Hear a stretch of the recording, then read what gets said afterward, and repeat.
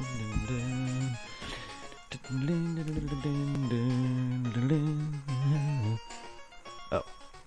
right.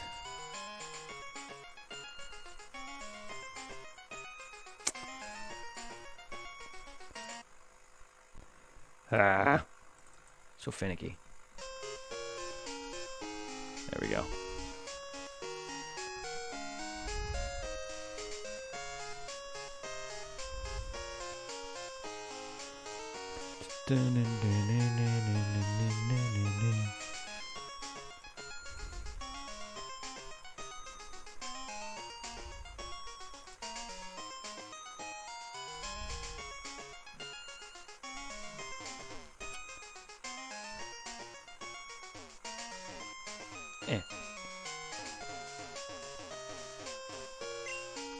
The radio tower in Goldenrod City is a landmark.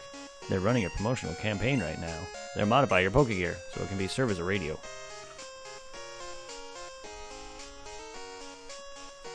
Is this the train station thing? Your playground, Goldenrod City. Oh, it's the game corner.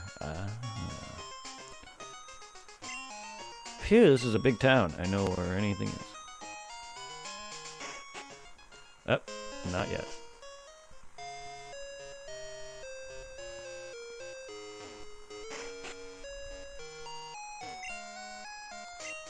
I've got a useful phone number for you. Bill's parents. Bill's brother, or sister, and mother. Pokemon storage system, yes. And he's an Ecruteak, though. Oh, you collect Pokemon? My son Bill is an expert. He just called to the Pokemon Center in Ecruteak. My husband went off to the game corner without being called. But is he an expert on the freaking Pokemon storage, too?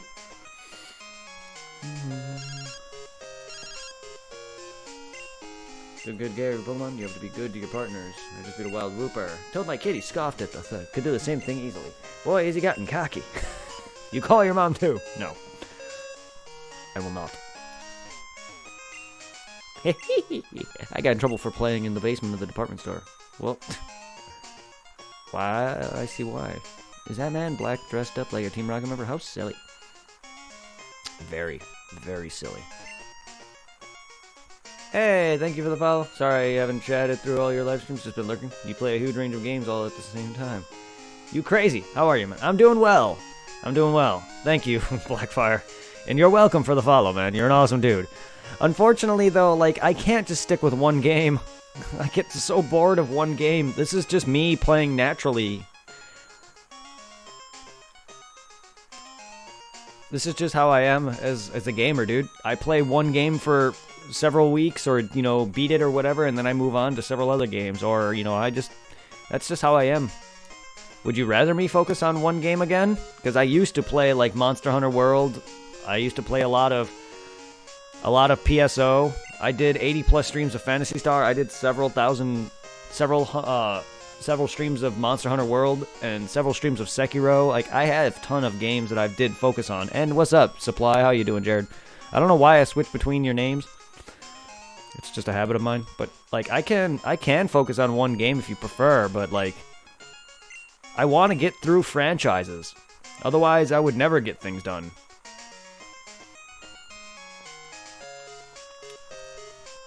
Do you guys not like that I play multiple games like this? Because this is just how I am as a gamer. I can play a game. I can play one game for like a few weeks, and then I want to play something else. And this is what I did on YouTube too. Probably the reason why my YouTube never probably the reason why I never finished games. But Blackfire, don't feel obligated to chat, man. Chat if you feel like it. But if as long as you're here. And don't worry, I have noticed that you've been here. Periodically, I do check my chats. I don't call anyone out because I've read that calling out lurkers tends to get them to leave. I understand that some games are versatile with how you can play, so that's why I was on Dark Souls a lot, but I'm well-rounded myself. I just never played 3 games on the same day. Ah!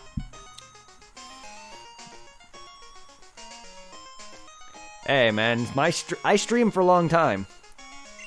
I go from about 4 to 10 or 4 to 12. Would you prefer I play Dark Souls through the whole day? I could easily have beaten Dark Souls 2 by this point. With how fast I'm going through Dark Souls right now, I could have easily have beaten it. Good. Hey, don't worry. Don't worry. When PSO 2 comes here into the US, I'm going to be on that for a while.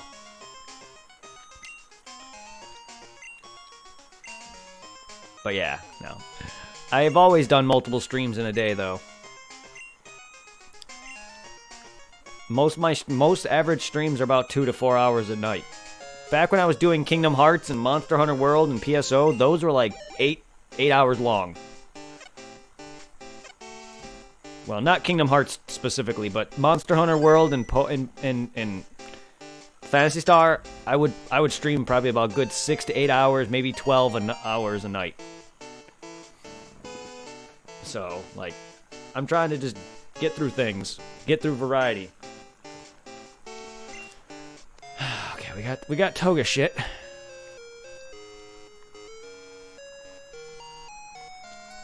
I don't know if it's bad to do multiple streams a night.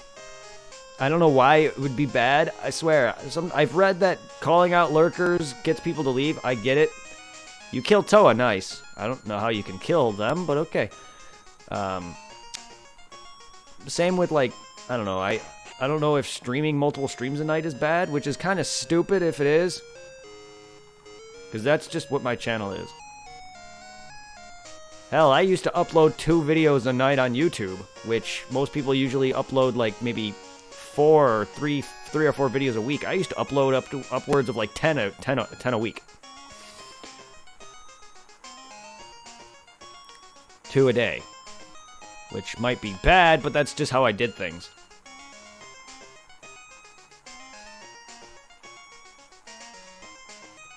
What am I doing? I'm derping in this town right now. I know there's a new bike shop, but I can't find... You're like right below... You're right above it, dude. If you treat your Pokemon nicely, they will love you in return. Oh, let me see your Togepi. It's quite cute. And not happy at all. Because it just hatched. Also, I need to... Get me that now.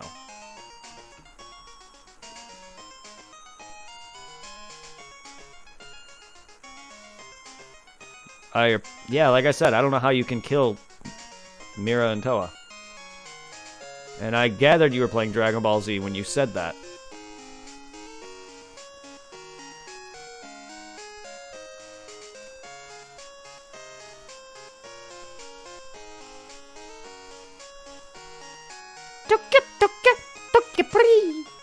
Can I find like an image with...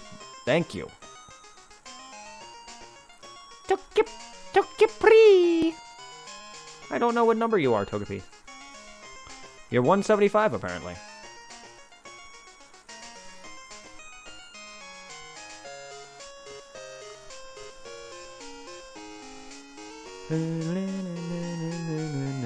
Swear you have the weirdest evolution. 8 to 12 hours a day for each game until I finished it and then move on, but I was also going by popularity. If I was getting views, that's why I stayed through one game. And now I've been trying to do multiple games in my live streams. I feel bored. That's unfortunately how I am. I get bored of doing the same game, which is why I have not touched my main staple in months. PSO. And a lot of people just don't seem to care so much about watching me play PSO. Like, I'm sure they do. It's just I'm doing... What I want to do in that game is I want to farm a specific weapons and stuff. Phantasy Star Online. Phantasy Star Online. And I've been wanting to just farm certain weapons and stuff in that game. And, like... I don't know if people enjoy watching me do, because the weapons I've been farming for months. Almost a year, in fact. Maybe close to a couple years, like a year or two, in fact. That dates back to many years ago. So it's just like, I get tired of doing that, you know, and I don't want to make people... But a lot of my chat, a lot of my fans in Discord all came from Phantasy Star Online, so...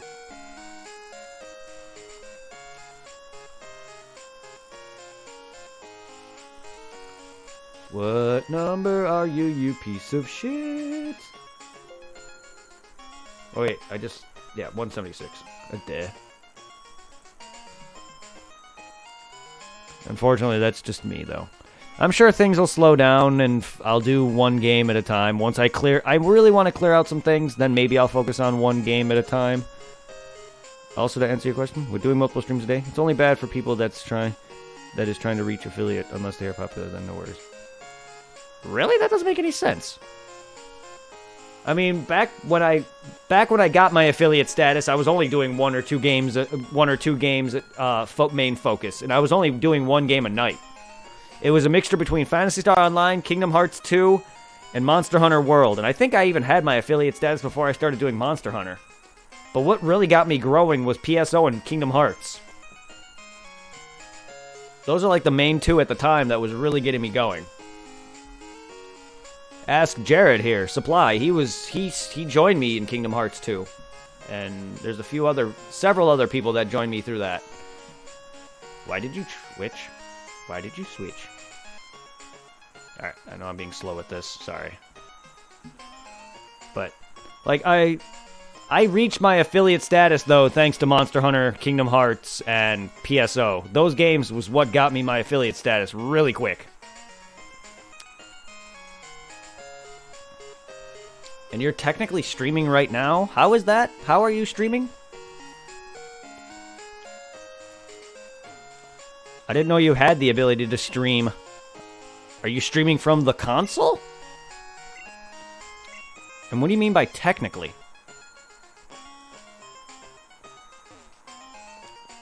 But it's all good. I guess seeing as I'm an affiliate, I guess people don't care that I stream multiple games. But don't worry, I will eventually switch over to one game or two games periodically.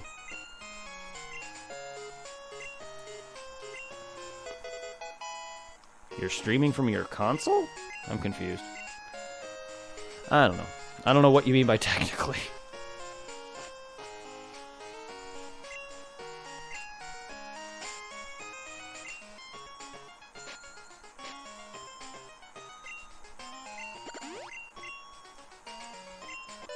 Ah, yes.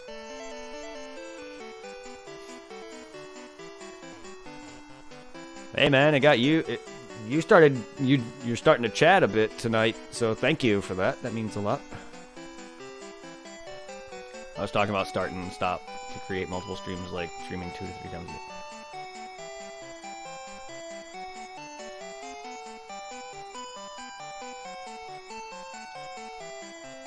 Like I do.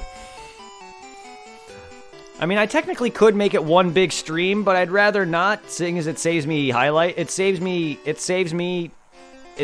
anguish, because then I gotta sit there and go through the video and be like, oh shit, that's right, this is combined. Because this way, I don't have to worry about that when I highlight the video. I can just highlight it and not have to sit there and highlight and have to go through the video to make sure to find the other half of the stream. It just makes it easier on my end. As all. I mean, I don't know. I just find it stupid that people care that I do, or that people want to do this. Like, it's just me. I like just doing it. That's all.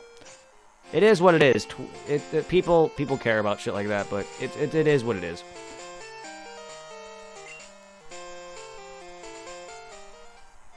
And if that's the main reason why I'm not growing, then fine. I'll stop.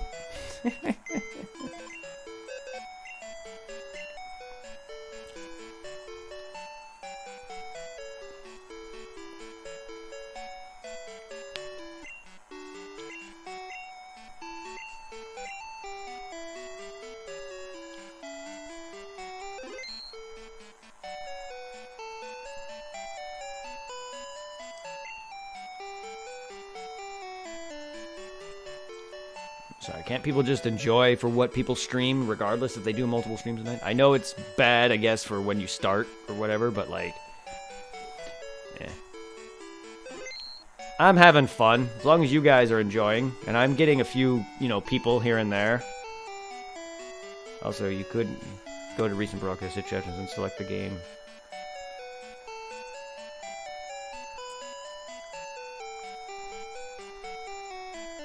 Ah, I didn't know that.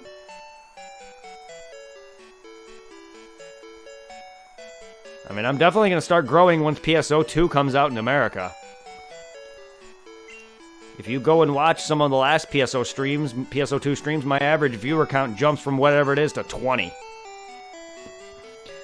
I'll gain far faster viewership on that game than PSO for some reason. Like WoW or Borderlands or even Kingdom Hearts 2 Recoded and Birth by Sleep. Well, granted, Borderlands might give me some viewership. Dude, I'm not hating on what you're doing. I'm just saying. Oh no, I'm not saying you are. I'm not saying you are hating on it. I'm just saying it's dumb that some people care that some people want to do multiple streams a night like that. I'm just saying that is a dumb thing for some people not to grow. Whoops, I forgot to withdraw. Trust me, I read this online. You're not the only one who's told me this. I've read stuff like this online. I just think reasons for people not liking to be called out when they're lurking, they'll leave, or people hating on people who do multiple streams like this or whatever, and not growing because you don't focus on one game and one game solely is also dumb. Because I can't just play one game. I have to play other things. I get bored. That's all. But don't worry, I know what you mean, man. Dinner. Enjoy your dinner. Bill Sprocket. Oh, yeah. Yeah.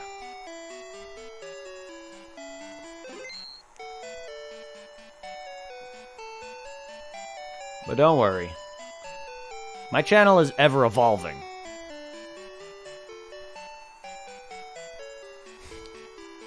Your motivation to stream is lacking? Sorry to hear that, man. I've been there, trust me. There'd be times where I'd stream for one day and then I'd be gone for like 3 weeks.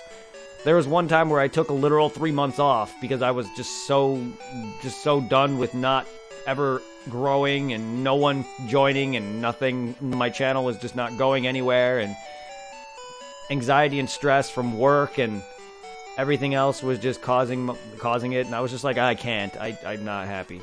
And then I got back into it. People started to talk more, and I got that drive back.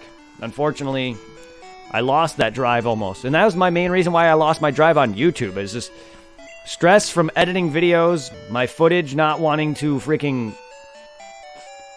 Yeah, my footage on YouTube was just not lined up right. I could not get footage whatsoever to do what I wanted, and I couldn't edit first shit. None of my videos, none of my commentary, none of that would line up with the game. And I said, fuck YouTube then. Then also YouTube took away my rights to monetize my videos. Yeah. So I said, fuck YouTube. I couldn't do it anymore. And plus, on top of that, with work, I couldn't sit there and get a video. I couldn't get videos out on time.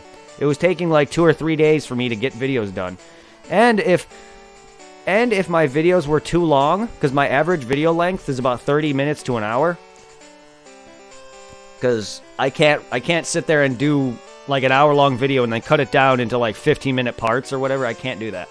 I'm not that great of an editor. So then I just gave up. And then YouTube like took away all of my monetization because I was a small channel.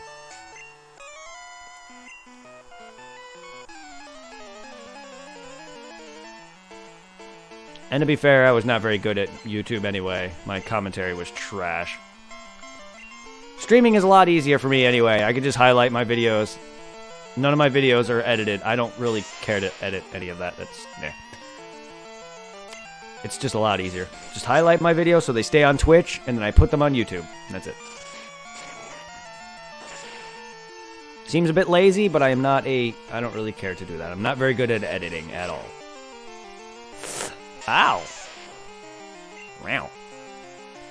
Yeah, the longest I stayed away was 3 months. And in that time, I nearly completed Final Fantasy X and X-2, 100%ed. Nearly. 700 hours on 10 in that time frame. I needed that though. I needed that relaxment. I wanted to focus on myself for a while and play some games and work. That allowed me to get my life straight a bit. I was able to just relax, focus on me.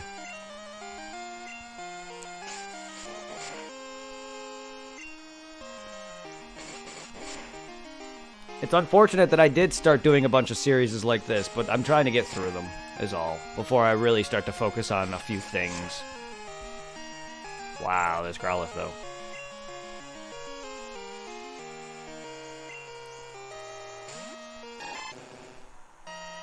I do want to return to Monster Hunter World, I do want to return to Phantasy Star, but I also want to do them, like, full-time again.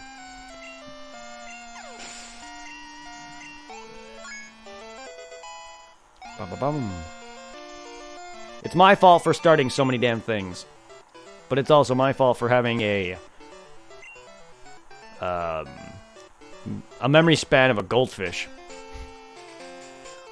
To edit out my breaks and add better an intro and outro, then update the video. But I also need to do my emote stuff, but I'm lazy. I feel you on the lazy part. Also, I need better emotes myself. Unfortunately, that costs money. Because I could ask one of my close friends to draw me emotes, but I don't know if he has a way to, like, send that to me or anything. So it's just easier for me to just ask somebody professionally to make emotes when that's like their job description on certain websites. Hence my scope character on the right here and my logo above my head. I bought those. I commissioned 2 people to make those.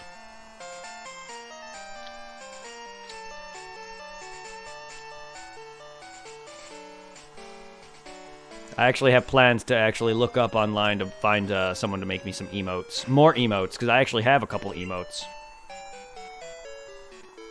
I just feel like they just... I want more.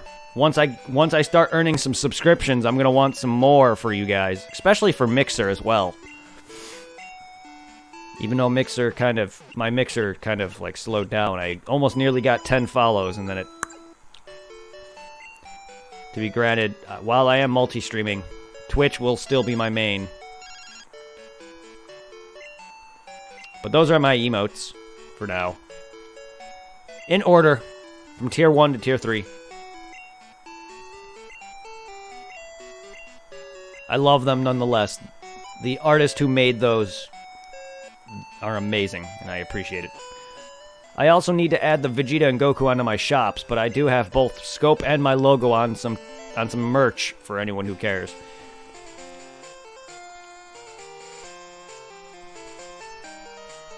I'm working on mine, even though my mind has the idea of my fucking...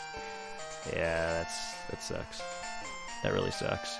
Because I see some awesome Twitch streamers with some awesome looking designs, and it's just like, damn it. I want that. I want that. I'm the best in my class. Are you now? Are you now? But yeah, I appreciate that you're chatting a bit, man. Thank you.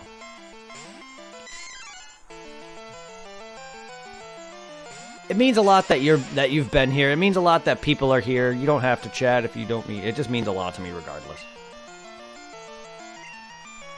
I still don't understand Twitch though. Or anything. It keeps saying I have 1 viewer when yet I clearly don't. I have clearly more than that.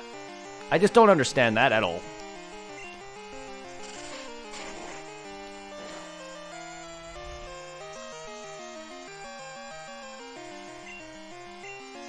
Like, I never understood the viewer count. Like, I look online and it states the viewer count is really people who don't have a Twitch account to chat with. But that doesn't make any sense to me as I never see that number grow.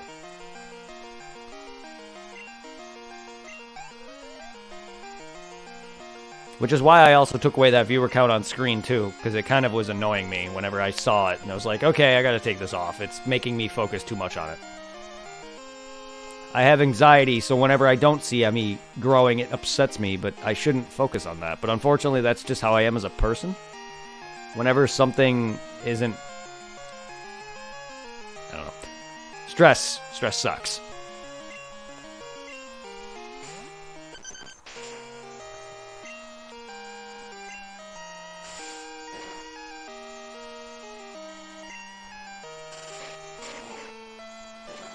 It's all good.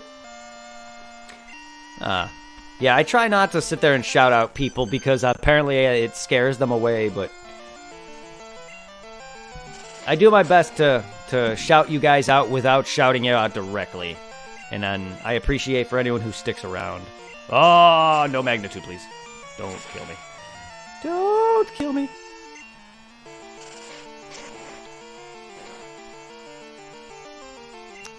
Hey, man, I'm sure you're doing other things. I'm not expecting everyone to sit there and give up their life just so they can hang out with me. But I appreciate the amount of hours and time you give. Hell, I have not had anyone give me any donations or any of that in a long while, and it's not like I'm begging for it, but it's just like I appreciate the time you guys can give.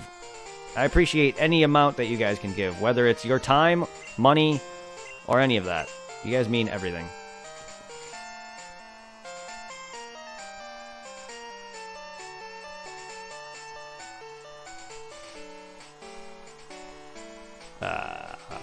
Shit.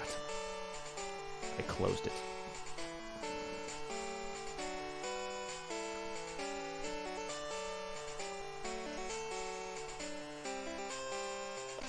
Heh. Indeed. Sounds good to me as well. Sounds good to me as well. Alright, so let's see. Route 42, 26, 34, 36. What route am I on? 34. Well, I know where... I figured there was one here. I knew there was a girl here who would give me her phone number. I'm going to train even harder. After all, I become a gym leader. Trying to become a gym leader. Oh, that's a shame that doesn't happen, bud. That's a shame that don't happen, booty. Booty.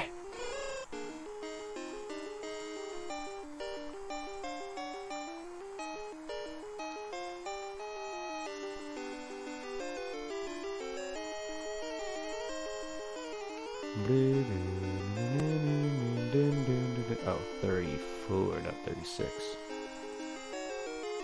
There we go. Who is here? Who is in this area?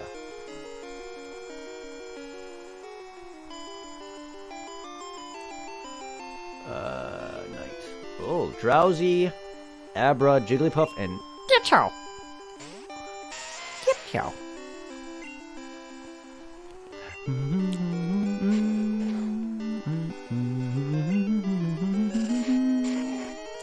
I think I have a Ditto on my red version that I'm going to be trading over.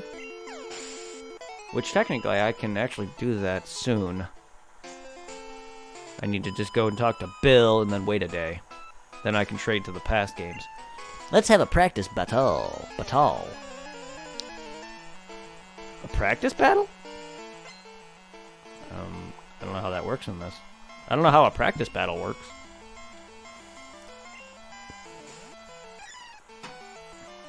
Whew. Alright. Oh yeah, are you flying yet?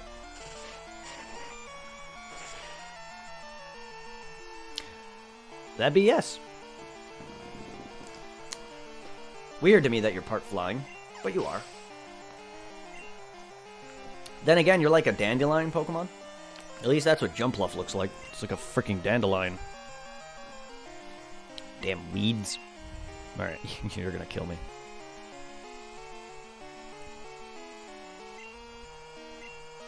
Which makes sense to why he is part flying. He's easily carried by the wind. That's his gimmick as a Pokemon.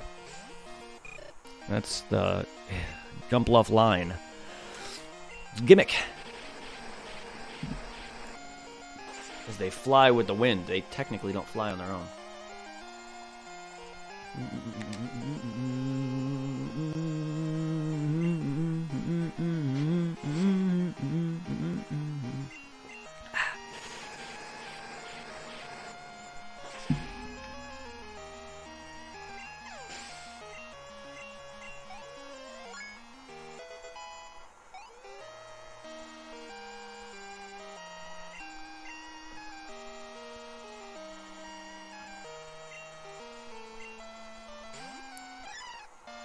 Hop up.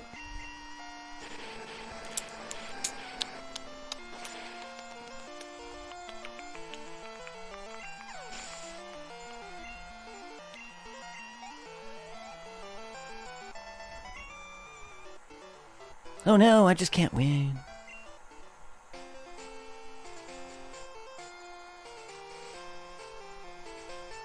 Alright. You're too strong to be practice partner. Whenever I see a strong trainer, I want to be their cheerleader. When I'm on the walk, sometimes I pick up items. If I get anything, you can have it. Want to give me your number? I'll call you soon. You could be my cheerleader. I'll call as soon as I get anything. Alright, so we need Drowsy, we need Abra, Jigglypuff, and Ditto. Ditto! I mean, technically I don't need you now, but I'll be trading my Ditto over at a later time. But I guess I can catch you now.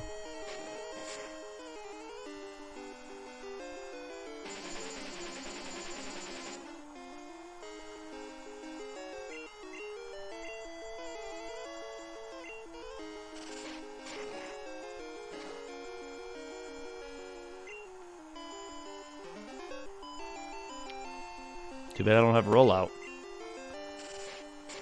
Also, the requirements to get a view in my experience as being a lurker is the window that is viewing. The streaming needs to be the streaming needs to be top of all windows. Volume has to be on.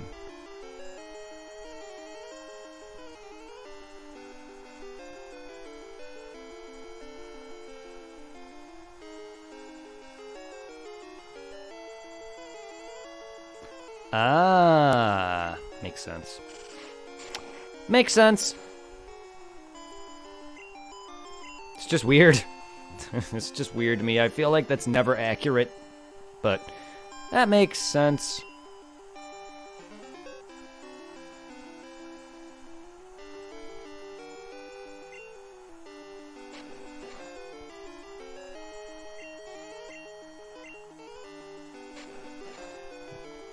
That would have been more easier to that would have been much easier to understand if they actually stated that on the where I was reading whenever I tried to look that information up.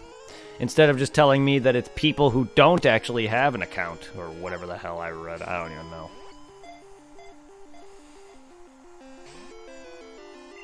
How dare you? That's right. Ditto's a pain in the ass.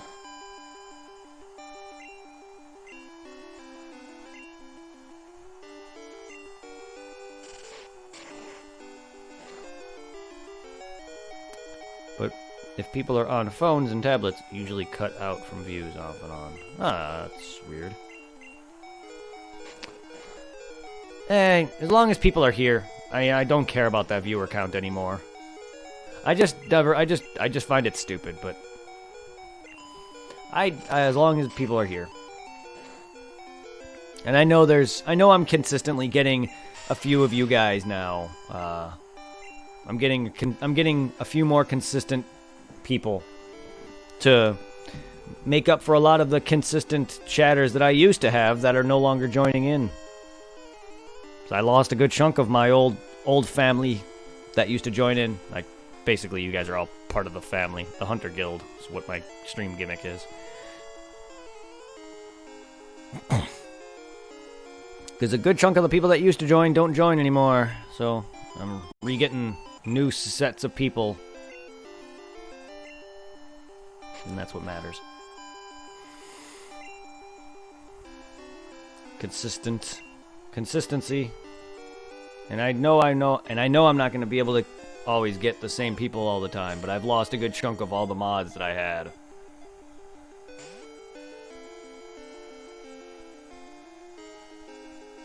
Oh, I know. That's what the website I read as, though. It's just stated that the people that are the viewer count is what that is what the website I read that as. Was that the people that the viewer count is people who don't have an account, that can't chat, but just lurk or whatever, is what they count that as, which didn't make sense to me. But it is what it is. It is what it is.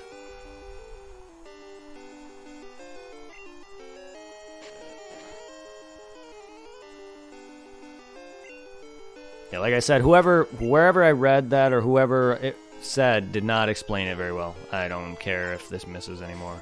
Ditto's probably not going to get caught by this. Yeah, I didn't think so. Oh, that sucks.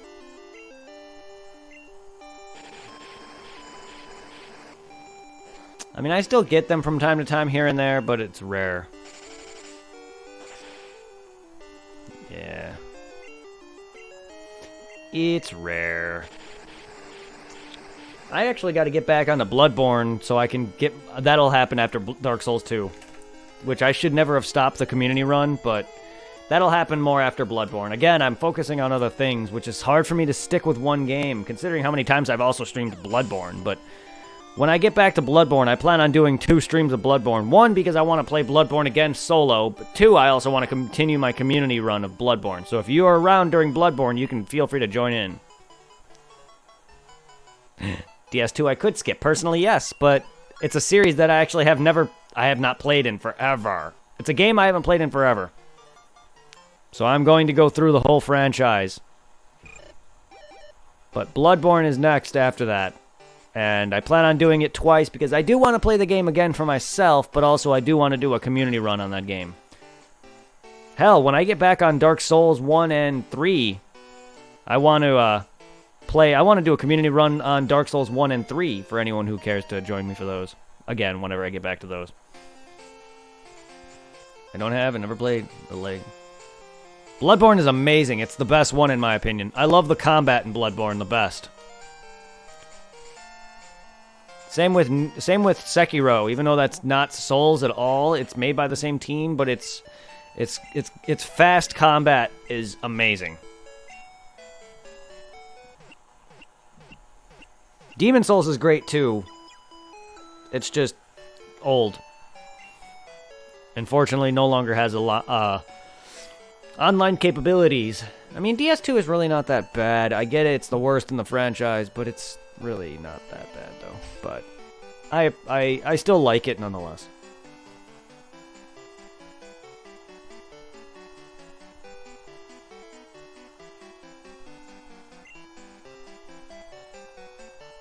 But yeah, no, I agree. It's not as good as the others. But when I start up Dark Souls 1 and 3 again, which I am in the midst of, whenever my buddy wants to play Dark Souls 3 co-op again, that's my, basically, community run with Dark Souls 3. People want me to play Sekiro and Code Vein. Also was offered them for free by them too, but I feel bad when I can't offer them emotes or perks. See, that's the thing. I've been offered a game too. I actually, one of my old mods actually gave me the Sega collection or Sega Ages on Steam, and she also is in the donation list. If you watch, her name is Lantis. She donated me $100 total collectively.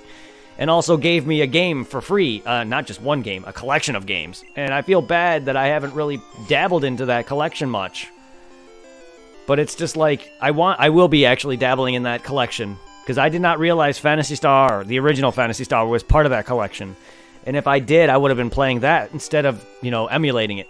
But like, I feel bad that I haven't dabbled much into it, because there's not a lot of games in there that I play or whatever. But I will be dabbling in those more, even though there's games I've never played through it. I do want to experience just playing a bunch of games in general. And I will be playing that Sega collection a bit more. I gotta get through, I want to play some Sonic stuff.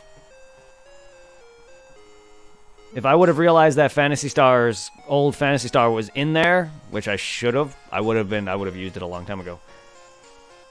But yeah, like, I feel bad too for that. And I also have nothing to give. Like, I want to eventually start, giving back to my fans and stuff like that. Unfortunately, as a small streamer or whatever, I don't just get games and things and stuff like other more popular streamers do from the companies and stuff like that. I would love to be able to do giveaways, or, I don't have the money to sit there and just support buying perks or getting perks and buying emotes. I don't know how to do all that either. I'm not really that good at this kind of stuff. So it's also a lot of work, and as a person who's not good at this kind of stuff, it's hard on me. Alright. I need some Pokeballs. I need some Pokeballs bad. In the future, I do plan on trying to come up with perks. I just gotta figure out what to do for it. That's just a little tough on me. I don't know what I'm doing with that. I don't know what I can offer besides maybe like some merchandise, or Maybe in the future when I get some money and start becoming big on Twitch and actually start earning some currency, I can probably give back.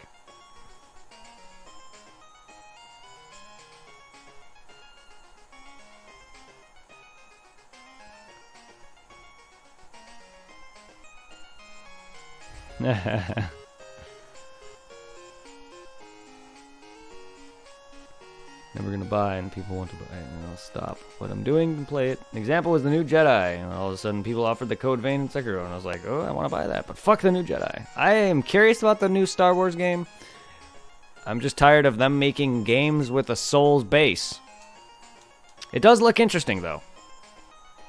And Code Vein, I will be streaming that as well in the near future, as well as Remnant from the Ashes.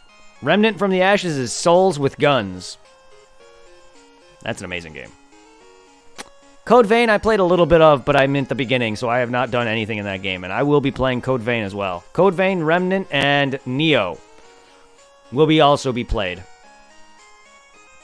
Even though Nioh, I kind of stopped caring about that game midway through it. And this is back when I co-opted it with my buddy Zero. I didn't really stream then, or if I did, I didn't stream much.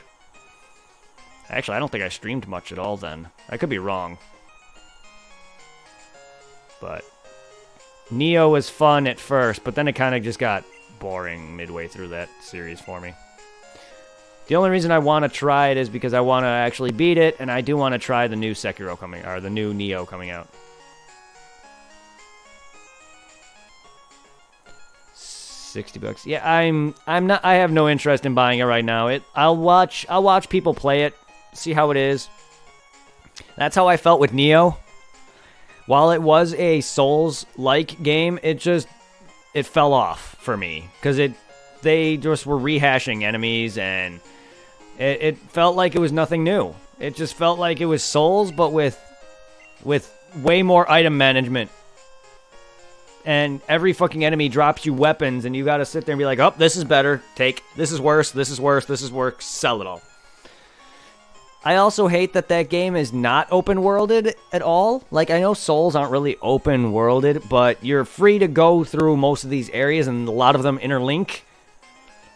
Nioh is basically, you want to go to this area, select this mission, done. That's it. Each area is just mission-based. So if you select this mission, you go to this area, you complete it. And then there's shortcuts in that level that open up, but once you beat that level, and you got to redo it again. It's just like, oh, okay. Yeah.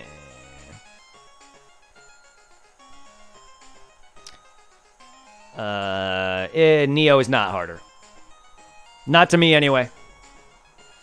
It depends on the person. You may think Nioh's harder. To me, it wasn't. Any harder. It felt the same difficulty to me, honestly. But again, each person's idea of difficulty is different from one another. I mean, yeah, granted, Nioh to me is harder than Dark Souls. I didn't find it any more difficult than Nioh or Sekiro. However, I did get my ass kicked a lot in Nioh. Only because it is different. Sekiro is slow. No, it's faster. Faster than Nioh? Or slower than Nioh? Maybe. I don't know about that. But it's faster than Dark Souls. By far. It's not faster than Bloodborne, combat-wise, but its combat is far faster than Dark Souls. Some bosses in Dark Souls can take you in upwards of several minutes to beat. If you're fast in Nioh and Sekiro, you can beat bosses in under 2 minutes. Granted, you can beat bosses in Dark Souls in under a few minutes, but they're ultimately slower fights. Because a lot of the times... Oh, Dragon Blogger, thank you for the follow. Welcome to the Hunters Guild. Oh, thank you. Thank you. Oh. Oh, man, why is my alert, like, all in the corner? That is weird to me. I don't know if one boss I saw someplace... some bosses in Sekiro might be a bit slow, but it's not like in Dark Souls where it's wait for an attack. It's basically you parry. You kind of have to just bait and wait for a parry attack to come out. But to me, with the combat, with the parrying system, it's a lot faster. Then again, granted, I got phenomenal at Sekiro. You are at the risk of getting your Twitch affiliate revoked by restreaming to Twitch while affiliate in here. Huh. They shouldn't implement this then. They shouldn't implement this then. Streamlabs should not implement that. Also, I appreciate the worry. But they shouldn't implement restreaming. Well, they should. Slobs was not integrated with other things at first.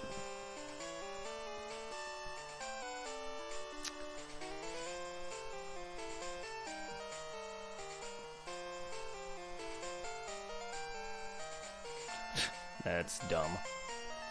I get it, but they shouldn't implement something if that's the case.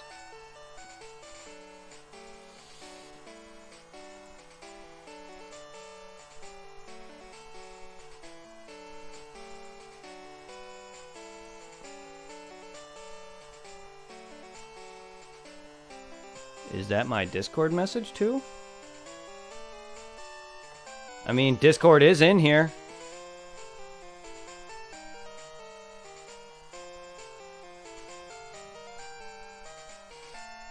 I'm not saying I am.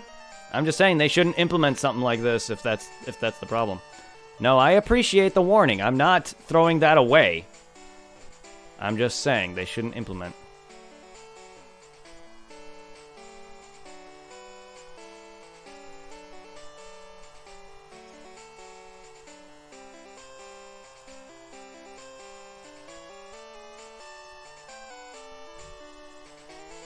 No, I've known about their Twitch terms of service.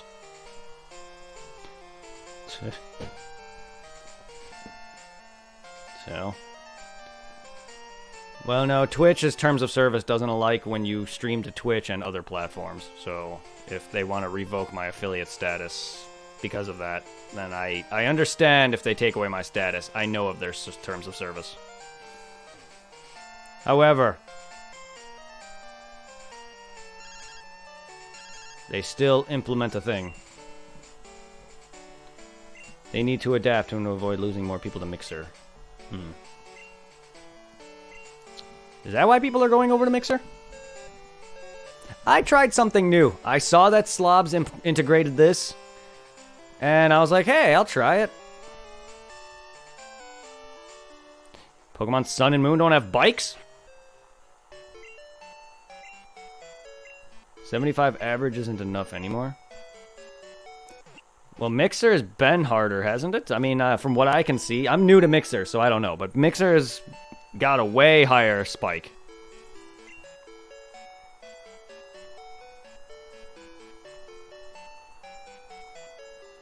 That's way higher than Twitch, though. If you think Mixer is easy, Twitch is way easier than that. That's what I just said. Twitch is way easier. Oh, partnership. Oh, whatever.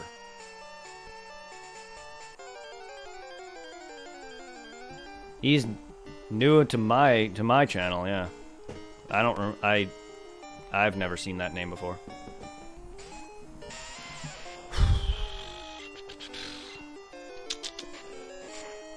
I'm not confusing it. I thought you were talking about affiliate. I didn't realize you were talking about partnership. I have a bit for myself, yes. I haven't beaten it, no. But I've played a bit of it for myself, yes.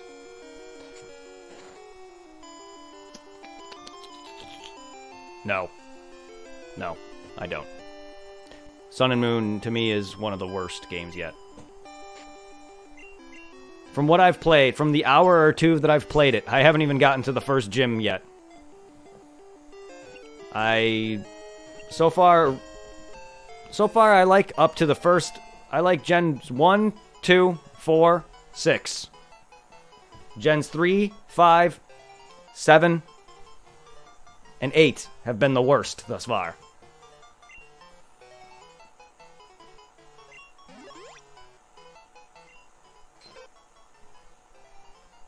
I literally beat Ruby and Sapphire when I was in my early 20s. Because I did not beat it when they first came out. I beat Sun probably about a year ago. And I'm probably going to not beat Sword and Shield until I get to it on stream.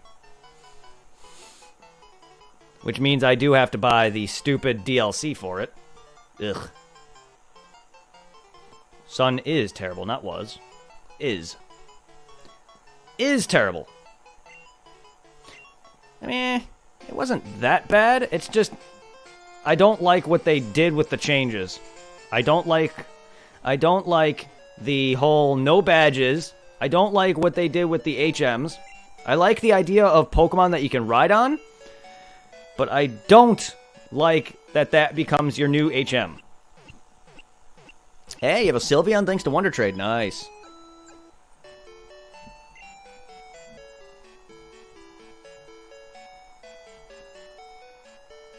Nice. Sylveon's amazing.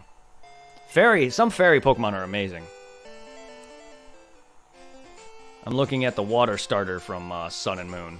Primarina is amazing. Alright, so let's... Is this... No, that's not it. Primarina is one of my favorite water types. She's fucking amazing. Water fairy, specifically.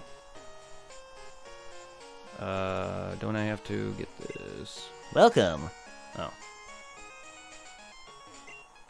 You have a special quiz campaign right now. Answer 5 questions correctly to win the radio card. Slide into your Pokegear and play the radio anytime, anywhere. Would you like to take... Yes. Question 1. Is there a Pokemon that appears only in the morning? Yes. Correct. Is the statement correct? You can't buy a berry at the mart. I'm gonna say no. Damn it. I don't buy berries at the mart, so that's why I didn't know that question. That's weird to me. I should have known that, considering how much I've been playing Pokemon all my damn life. But I don't buy berries at the mart. That's not something I have ever seen at the mart, to my knowledge. That's a dumb question to me. Oh, you can't buy. Sorry, I misread that. I misread that entirely, so I was right when I said no. Does HM01 contain Flash? Yes. What? It doesn't? Oh man, I never remembered HMs at all. No, is HM01 cut? Whatever. I still, for the life of me, can't remember TMs and HMs. Yes, it's... God damn it. Yeah, I misread the question there entirely. And I still can't remember HMs and TMs. So far, so good. Is Faulkner the Violet Gym Leader? Who's... Yes. Do Goldenrod Game Corner slots have Charmander? I have no idea. I'm gonna say no. Wow. I got an Eevee and it just fed it and rose it music-looking thing in the Pokemon Care thing. Huh. Yeah, sorry about that, failure. Been a while since I played this. Also been a while since I don't really memorize HMs very well. Granted, I have an HM. No. HM01 is, in fact, not Surf. I know that already. Unless they changed it. HM05 is Slash. HM01 is Cut. HM03 is Surf. See, I have issues remembering things, and it just came into my mind. Oh, yeah, wait. Cut is HM01. Surf is HM03. Unless they change them in later games.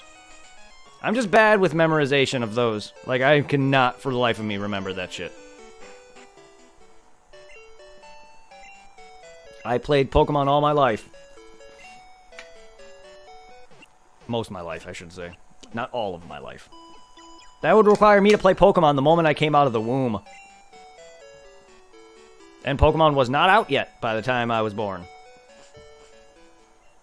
Therefore, I did not play Pokemon all my life. Technically speaking. Is that only Golden... Is that only the remakes that Whitney is... there? I thought... Okay, maybe she is in here. Alright, I think I'm a little early for her, though. Her Miltank is going to destroy me. So let's go to the underground. HM04 is Fly? Oh, well.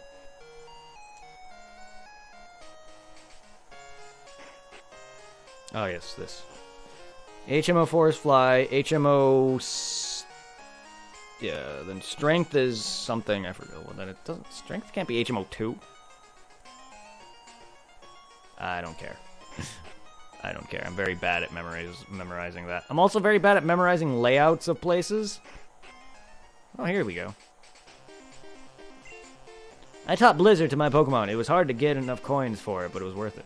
Ice Beam's better, bud. I couldn't win the slots. I blew it on card flipping. Oh, God. No. I mean, I don't have that right now. I gotta go get that. Fucking card flip. I fucking hate the game corner. I never did care for that. I just buy the damn coins.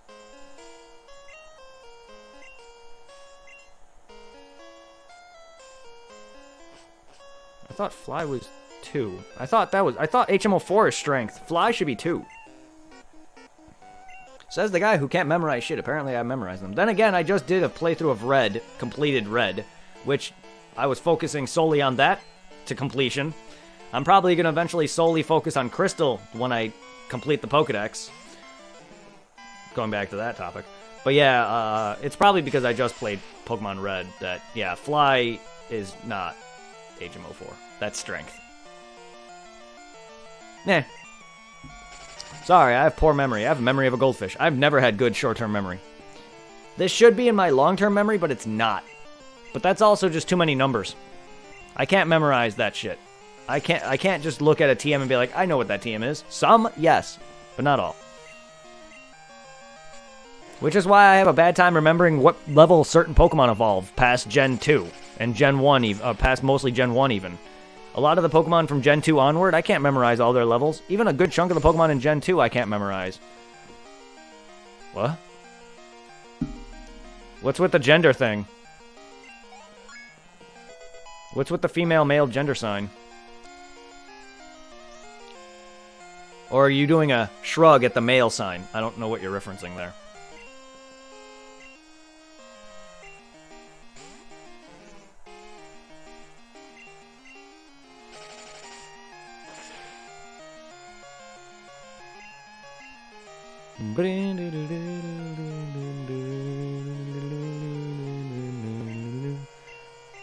Anyway.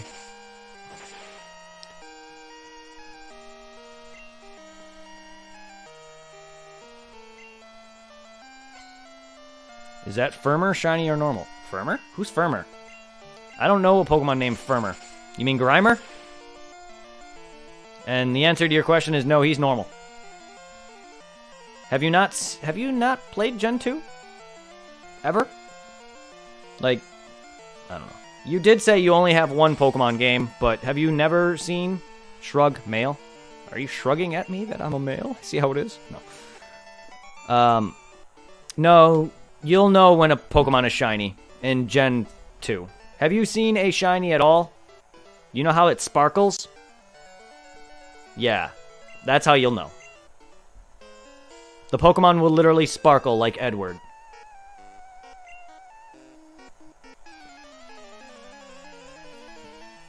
Which, fun fact, while I have encountered shinies back in Gen 2, I don't think I've ever encountered a trainer with a shiny Pokemon. Fun fact.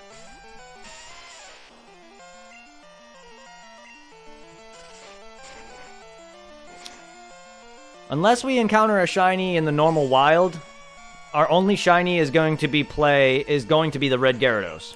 You'll see when if you are there for that when I get the Red Gyarados. You'll see what it looks like when it pops up. You don't recall playing Gen 2? No, I'm just asking. I'm just asking.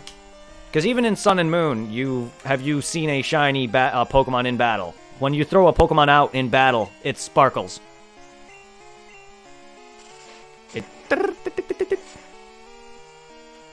a shiny Grimer should be green, I think. I think a shiny Grimer is green, I think. Which is awesome. Magnitude.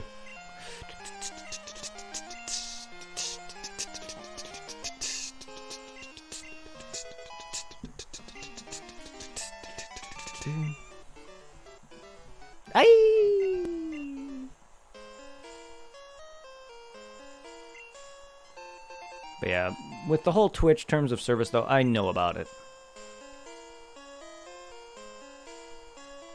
I know about it. I was just trying out something new. A lot of people have requested me to try streaming on Mixer in the past. Never got around to it.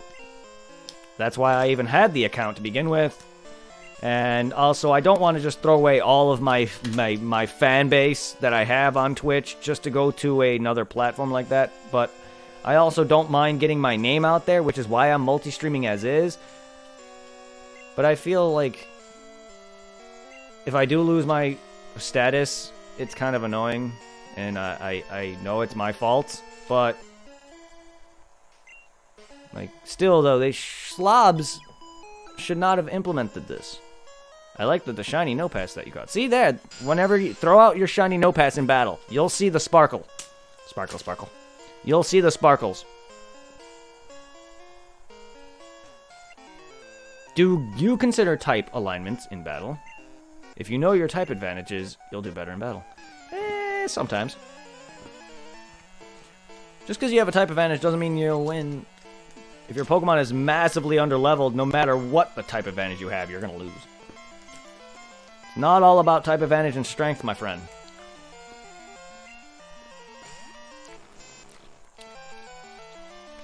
You kind of can't not use type advantage in battle.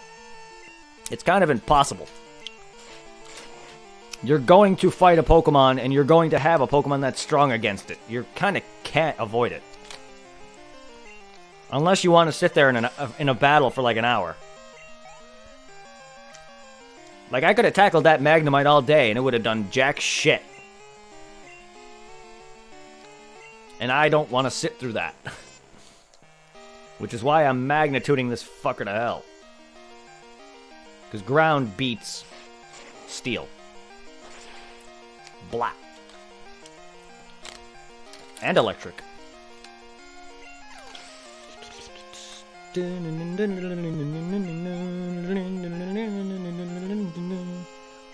Also, Nose Pass Shiny is kind of... ugh. Nose Pass in general is meh. Its Shiny is alright, I guess. It's not one of the greatest, I'll tell you. Then again, I'm really not a big fan of a lot of rock shinies, but Geodude is my favorite rock shiny, and then it kind of dies when it gets to Golem. Like, he starts off as a golden freaking little nugget. He's like a little golden nugget. He's a gold nugget. Too bad I can't sell it. I wouldn't. Anyway, I was making a joke about the whole, nuggets that you sell. But rock, ground Pokemon don't really have the greatest shiny. Geodude is gold, then Golem becomes like a light, like beige or something. I don't like what Golem becomes. Kind of like how Ghastly turns from a blue shiny, and then Gengar is like a slightly lighter shade of himself. Like, yay? Good job, Game Freak, for being lazy on some of your shinies. Like, I had two Gengars back to back on two different games back to back to check out the differences, and man, it is a minuscule. And I don't get it. Mega Gengar is freaking white. You never got into Silver, Gold, and Crystal versions, but I also stopped my adventure on Silver. Ah, man, they're my favorite games. Gen 2 is my favorite generation. I mean, not everyone's gonna have the same generation. Same gen, but I know a lot of people, I've met a lot of people who hate Generation 2 or Gen 4's remakes of Gen 2. But I love Generation 2. It is my favorite Pokemon games.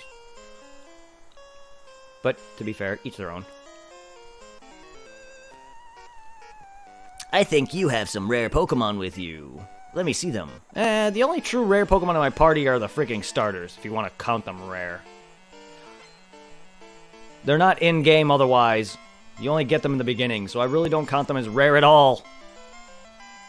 There is a lot to do. It has 16 badges. The only game that's so far that has that.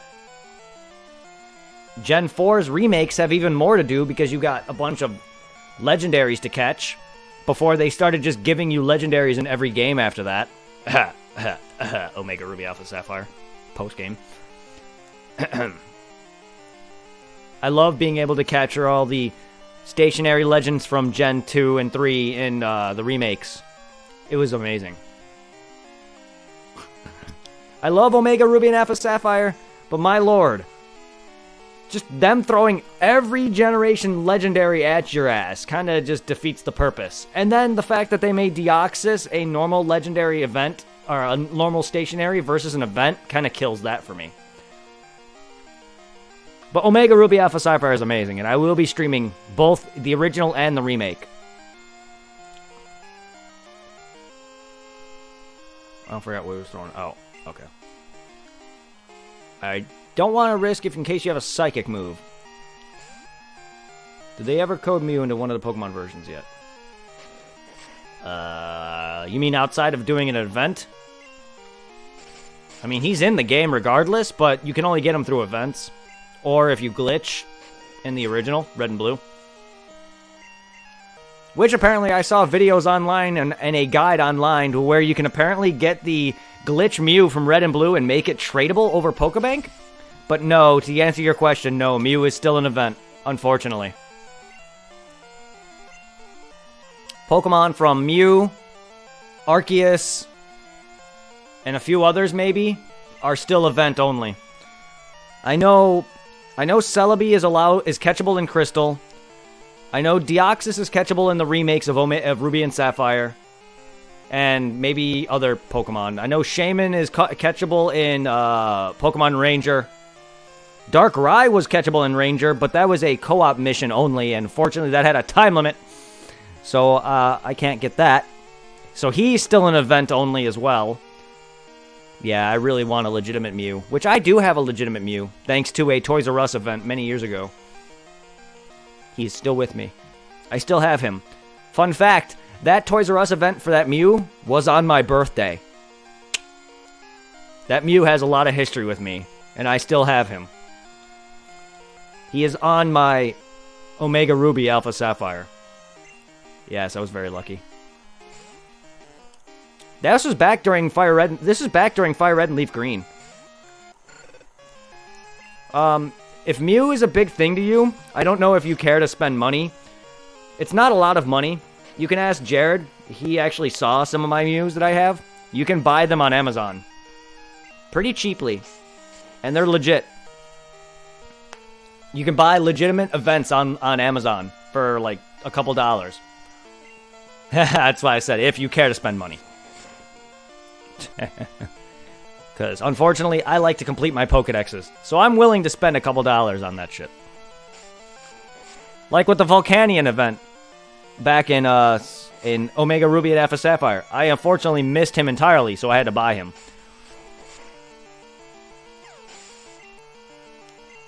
But the Mews I bought online, I didn't even know when they were. So, I periodically check Cerebi. If you're a big Pokemon fan, I suggest you avidly check Cerebi, the Pokemon website, to where they show off the events, because otherwise you're going to miss out on some good shit. Sun and Moon has nothing good right now. If anyone wants a freaking Dynamax Meowth, like, stop it, Nintendo. Stop it. Just give us legendaries. Give us event legendaries. Stop giving us fucking shitty tier Pokemon that has a special ability or whatever. I really don't care. Wow. No, yeah, Mew is still not a legitimate capture in-game outside of an event item or whatever. Even then, I don't even know if Mew was a... Because I know some legendaries give you, like, events give you an item to go capture them, like Arceus and Darkrai and Deoxys originally. I'm not sure if Mew was ever like that. I could be wrong. I think he might have been in one of the later games, but... In terms of getting him, like, Mewtwo in them, no. I wish. To this day, and I might be confusing people when I say it, I still call them legendaries. Technically, the event Pokemon are called mythical Pokemon, and I still don't call them to that to this day. And to be fair, that's actually a term I just recently learned. And there's Pokemon I'm missing. I'm not mentioning Keldeo, Meloetta, all those damn fuckers. For first gen. Oh, no. Yeah, sadly, Oh, I know you can catch Mewtwo. What I meant to say was, they have not implemented a Mew to be caught like Mewtwo or any of the other stationaries. He's an event only, is what I meant. And as for the originals, sadly, I don't think they are ever going to implement him in the originals and allowing you to trade him over a Pokebank. Which is sad. Even the fact that Pokemon... Yeah, that's my bad also. I'm not very good at explaining either.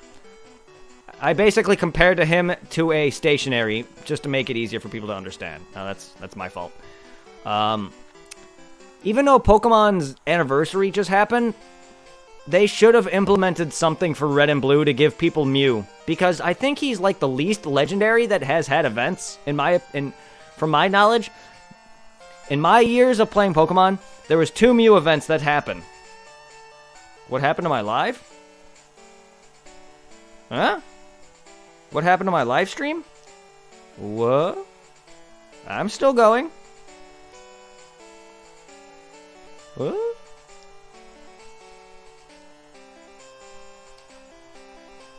What do you mean what happened to my live stream? I'm still going. Better question is, what's happening to your internet? Twitch does that. Twitch does that from time to time. Also, what is happening to your internet, dude?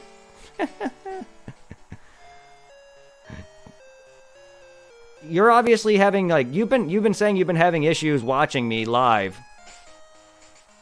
So, I don't know, it might be your internet. You might be having internet issues. Because I'm not having any issues for Mew that you can download for the versions, but I don't know how to do it to add it to my game cartridge. Also, it could be a virus. So, nah. I feel ya. There's a download for a Mew? Huh. News to me. Well, apparently in Red and Blue, I've just found out that if you do the Mew glitch in Red and Blue eShop versions, there's a dumb way to make it tradable to Pokebank? Or something stupid? Sometimes my stream goes offline. Yes, no, I know it does that. Twitch is broken. Trust me, when I watch streamers too, it does that. And I've noticed it happen. It's weird. But, like, I just found this out today when I was looking up how to get, try to find a way to get my Mews over through Pokebank. But I can't do it now since I already completed the Mew glitch. But apparently you gotta do some stupid shit by naming your trainer GF, as in Game Freak. And then you gotta name your Mew or something. I don't know. It's some dumb long process, and I completely already can't do that now. Because my name is Lil B on here. I'm not gonna sit there and delete a game that I already have all 151 in just to do this. I mean, I can do it on my other Pokemon games because I have all of them. I have 2 copies of each game on both my 3DSs, so technically I can do them on one of the others. I'd just rather not play Red and Blue again right now. Alright, I guess we'll just go up here and battle some of these trainers. It does seem like BS. It really honestly is. I mean, I'll give it a try. But honestly, just because Mew is a glitch, it's still legit. There's no Game Shark. It's coding in the game. Yes, you're basically doing things to make this happen, but it's still in the game. It's still coding in the game. You just got to bring it out. And it's still legit. It's just, yes, the game detects that it's a glitch, and you shouldn't get it via any other means. But with these eShop versions, they really should bring back old events like that. Oh, you switched over to data, though. Doesn't matter. Twitch, that doesn't mean Twitch is perfect.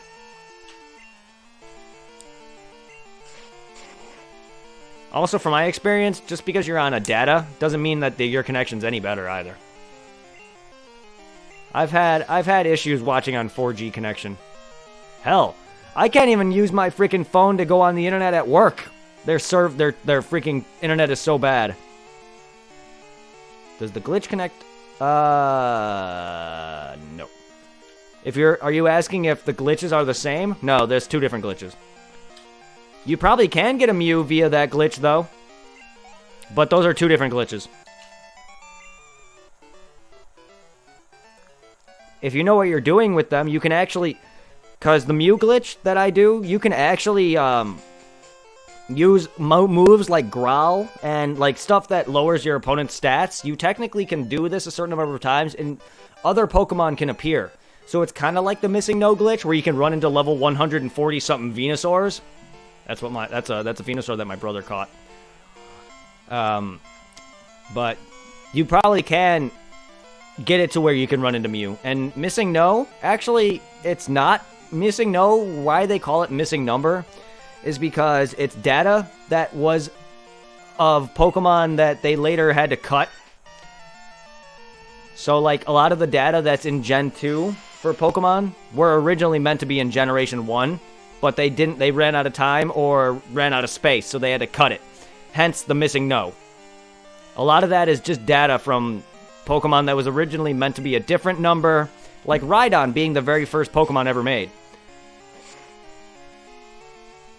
Yamcha gets annihilated. But, like, yeah, that's what Missing No means. There's a lot of... Generation 1, if it was made the way that they originally wanted it to be, there would have been a lot of different Pokemon in the games. Which is what Missing No is. Data from Pokemon that was originally meant to be. Yeah, I don't know what Jared is referencing, to be honest. You just said you died. He says some things. He says things out of context sometimes.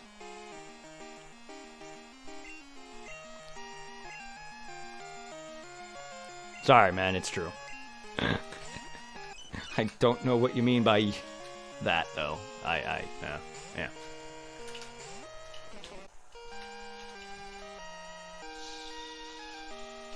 Super Saiyan Blue Evolution vs. Yamcha. Oh. I'm no Krillin. One of the strongest human characters in the show still gets ragged on. I can understand Yamcha, but Krillin doesn't deserve as much hatred that he gets. He still does more than any other non-freaking Saiyan character. To be fair, he did die 3 times, yes, but so has Goku. If you want to count GT. I don't, but Goku died twice. Krillin may have died 3 times, but he's not the only one. Krillin is amazing, yeah. I get it. He's a joke. He's there for the laughs, but Yamcha deserves more of the hate that he gets. Oh, it's very funny. Actually, only his Frieza death is hilarious. I mean, that's kind of sad too to say that it's hilarious because it's a death. But out of all the deaths that he had, the Frieza one is the most hilarious. Because his first initial death is just kind of sudden. It's kind of just it's meant to show that the series is taking a darker tone, so I can't really consider that hilarious. And then his death against Boo, he was protecting his family, so that's honor.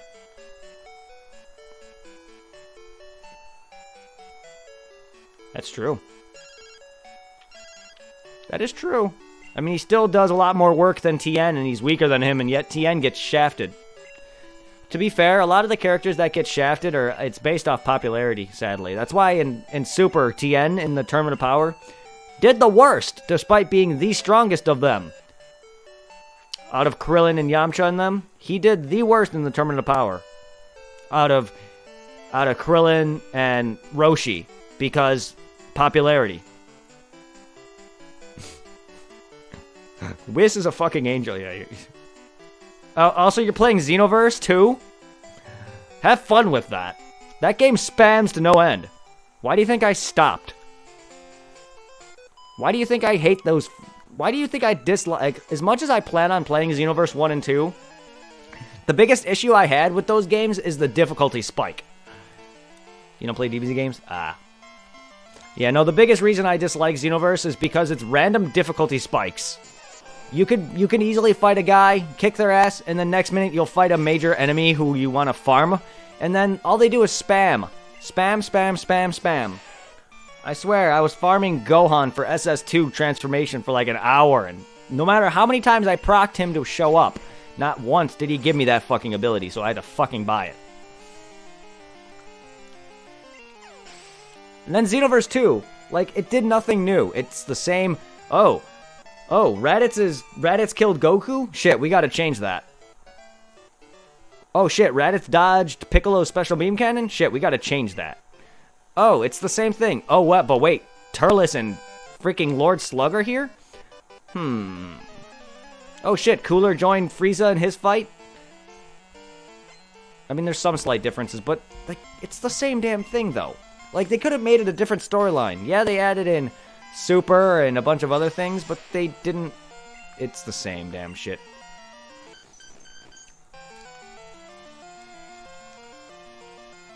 Mira and Tora have been in it since the first one, though. Piccolo is the stupidest character. I like Piccolo, though. He's useless, but I like him. Each their own. My favorite character will and always be Vegeta. Alright, I think I should... No, he doesn't.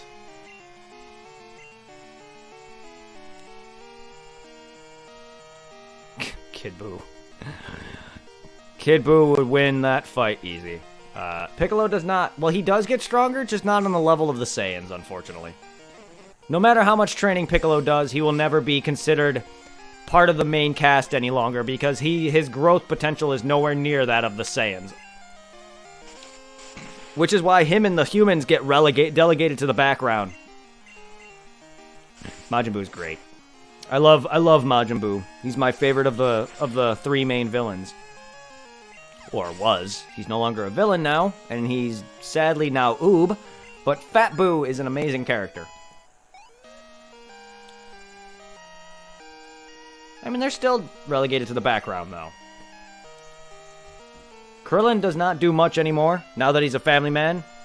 And Roshi literally did not do jack shit throughout the entire franchise until now. But I love that about Super, though. They bring back other characters that no longer have a reason to be in the franchise, to be fair. They kind of made them kind of important again for some reason, and I like that.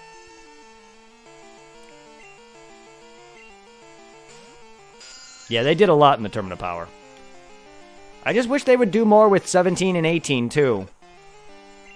Now that they've actually, made a presence again. They need to do more. It's true we didn't, actually. We have not seen what Roshi's fully capable of. Now that he's no longer a pervert? I don't really know how long that's going to last. I'm surprised that did actually last throughout the Tournament of Power. The fact that Roshi's pervertedness did not actually backfire. It almost did. He was close. Close. I'll bet creepy as shit. I don't like what they tried to do. I did not like how they made Roshi give up his pervy ways. Like, I enjoyed that he did. I just don't like what he had to do. Nearly rape Poir. GG. Oh. Oh. Oh. Oh. I think I just saw my screen freeze. Okay, well, it is a Twitch thing. Not me, not you, nothing. I'm watching my stream now, and it literally just froze. Geodude, you need to go away. Why do I keep using you? Granted, I am fighting dudes who are using Pokemon that will otherwise murder a good chunk of my team.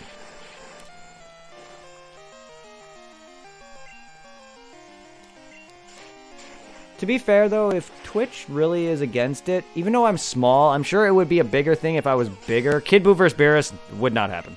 Beerus, outright. Fat Buu is stronger than Kid Buu by this point. If I was bigger, Twitch would have immediately revoked my partnership. Immediately. The fact that I'm small is the reason why they're kind of letting it slide for now. The moment I become even bigger, I'm sure eventually I'll lose my status. To go back on that topic. Anyway.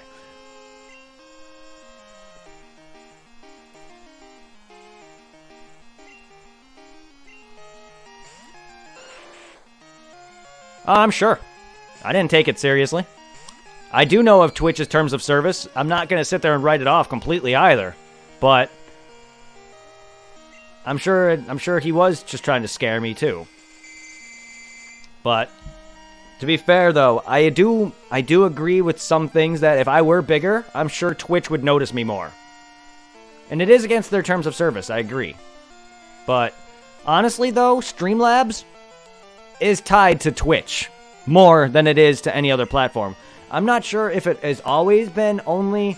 I'm not sure if it always allowed Facebook and YouTube, but they did implement restreaming. They literally have a thing on here for restreaming.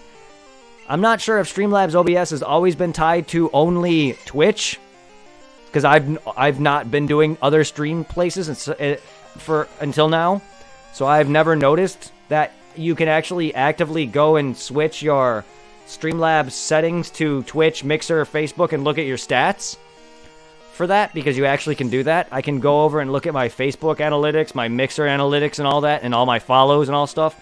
I'm not sure if that was a thing before, but they would not have this if it was a thing. Oh, I'm sure. But to be granted, Hercules versus Majin Oob.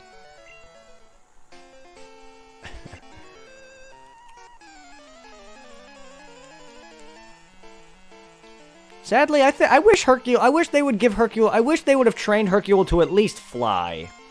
You know what I mean? Videl should have had Gohan train her father to fly at the very least. He obviously wanted to learn it once he found out Videl could fly.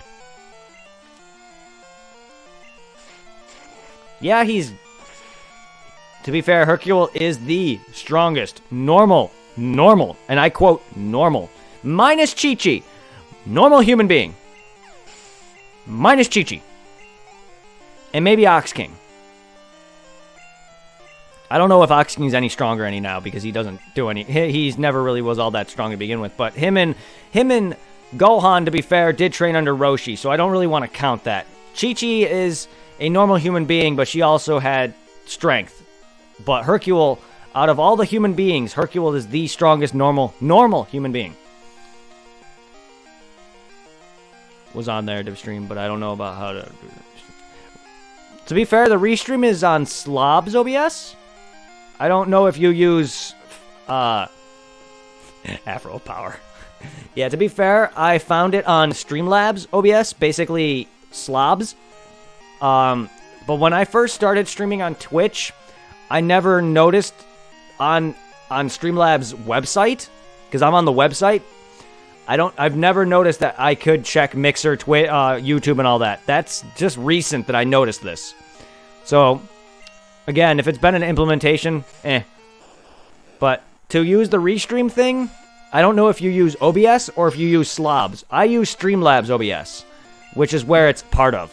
And it literally has a thing towards the bottom of the screen that looks like a globe, and it literally says new, and it says multi-stream. Now, Restream is basically the website where I get... Okay, yeah, you use Streamlabs. Okay. Well, Restream is the website where I get my stream key from. So technically, I'm streaming to Restream, and they're sending out the signal to the other platforms. So if you go to Restream, you'll set up an account. You'll get your stream key. You put in you choose the thing that says Restream in the list of places instead of Mixer, YouTube, Twitch, whatever. And then it sends out your signal to that, which sends out your signal to everywhere else. No, Hercule can't Z-Vanish. I'm not sure if regular OBS has Restream function. Does Hercule has to use a jetpack to fly, dude. Of course he can't Z-Vanish.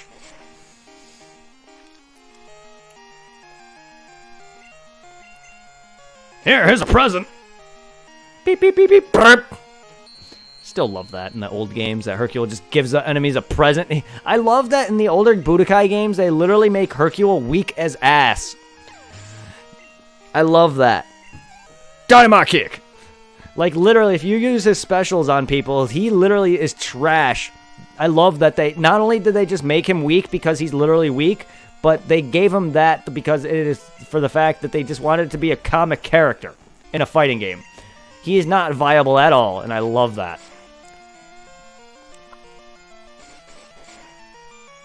Because other characters that are non-viable should be weak as hell, but you can literally use, like, Kid Chi-Chi and Tenkaichi Budokai 3 and kick ass, I think. I have not played that game in a while. But Hercule is the only character in those Budokai games that is literally the weakest character. He does not, like, do jack shit.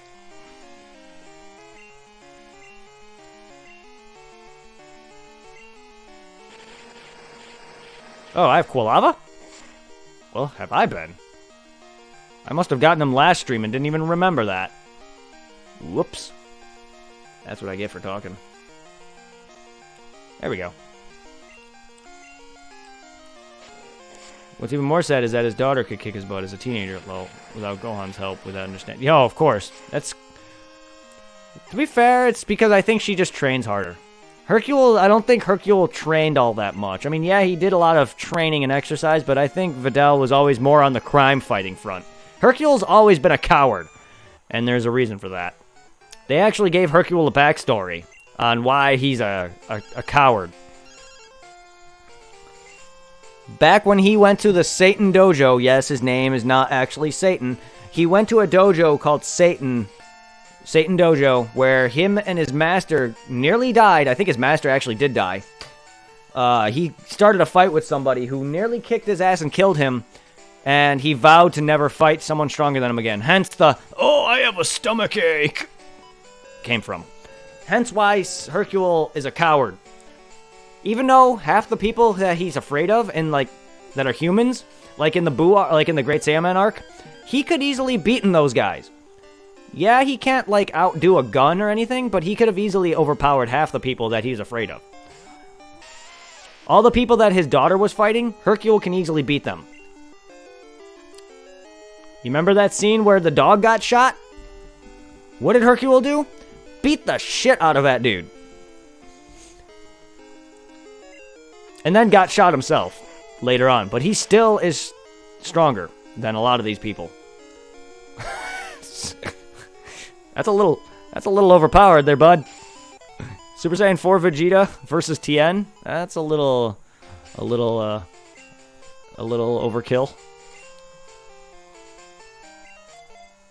I realize my text is blocking a good portion of my game. Pokemon. Sorry about that. I just want to make this a little easier for people who aren't actually chatting can read. Like, for people who aren't actively reading the chat, can read it just by looking at the screen. I want that to be more easier for people. That way, in case other people are chatting and not just, Twitch peoples, because there was times when I have Mixer people joining in and they're like, I can't read what you're talking to, and it's just to them it's just I'm talking to nobody, or just random. And so, like, if they want to understand what is being said, they can look at my screen. I've never been good at positioning the stupid chat, unfortunately. As much as I want this to be full screen without the black bars, I would like that to be better. Where is Tien and GT? He's around. He's around! He just doesn't hang out with the Z Fighters anymore, remember? He left after the Cell game. He left after the Cell games. That's why he's not in most of the Buu arc at all. He's only in like a few scenes at most. It's because he left the Z Fighter crew. That's why in GT he's not around. If at all. I have not watched GT in a long time. I'm not sure if he's around much, if at all. Hey, Abra. How goes it, Abra? Too bad I don't have mean look yet. Let's try hypnosising you. Aha! Aha! Ah! Wow! Yeah, he's around, but he's also not. He's around, but I don't think he's there in GT either. There's a scene, I think there's a scene where they show him in the end. In the very end of GT, where they show Yamcha, I believe. He's literally on his own, though. He's, like, not married or anything. Nice. Nice! But if I recall correctly, there's a scene at the end of GT before the massive time skip where they show Goku and Vegeta's great-great-grandchilds. They show a scene with Yamcha, and you see him like in the middle of a desert or something, and he's got really long hair again, and he's older. I think that's the last you see of Yamcha. In GT, Tien and Yamcha do nothing. They're not around at all. I think Yamcha literally gets one scene in the entirety of GT. Tien, I don't recall if he's ever shown.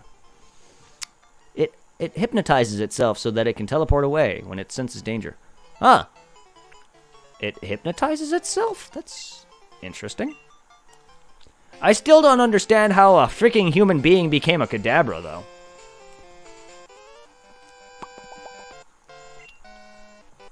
I still don't understand that whole thing.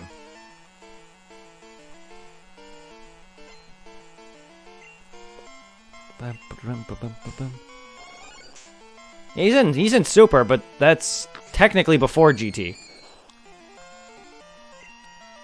But he still doesn't really hang out with the crew anymore. Before, if they never asked TN to go to that tournament, he would not hang out with Goku and them anymore. He literally left their group during the Cell games. He literally stated this, that after the Cell games that they'll probably never see each other again. And it's true. Throughout most of the whole final seasons of Dragon Ball Z, he's not shown much at all. There's a few scenes where he is, and he does do a blast against Boo, and that's it. That's the last you see of him. Yeah, same timeline. It's just Super is technically before GT. Which is why a lot of people are speculating that Super is retconning GT, which GT is non-canon, so I don't know how you can retcon that.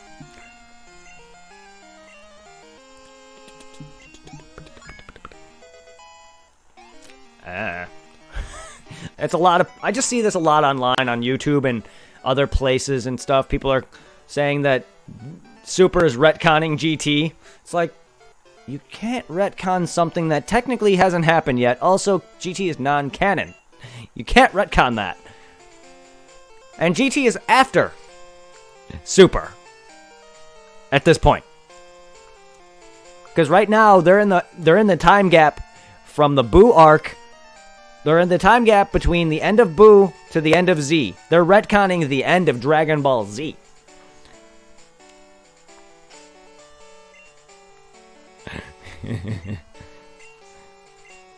Trust me, I know DBZ, but unfortunately I'm not great at explaining either.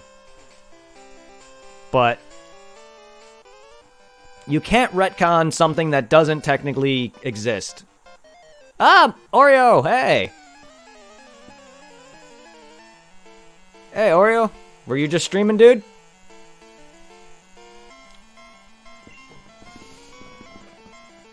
It's going well, man. Just enjoying some Pokemons, talking about Dragon Ball Z. Not tonight. Nah, alright. Well, I appreciate the love. Yeah, we're just talking about some Dragon Ball Z and streaming some Pokemon. I just caught an Abra.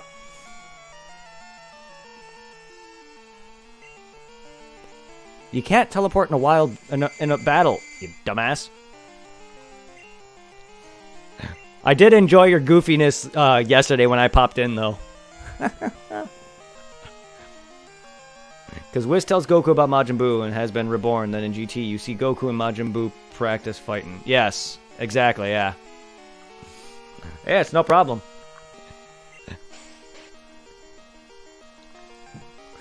I love goofy streamers. There's a lot of people that are very serious, but it's okay to be serious at times, but I just love when you just let it all go and you're just hilarious, you're just random. You're just doing a bunch of stupid shit and I love it.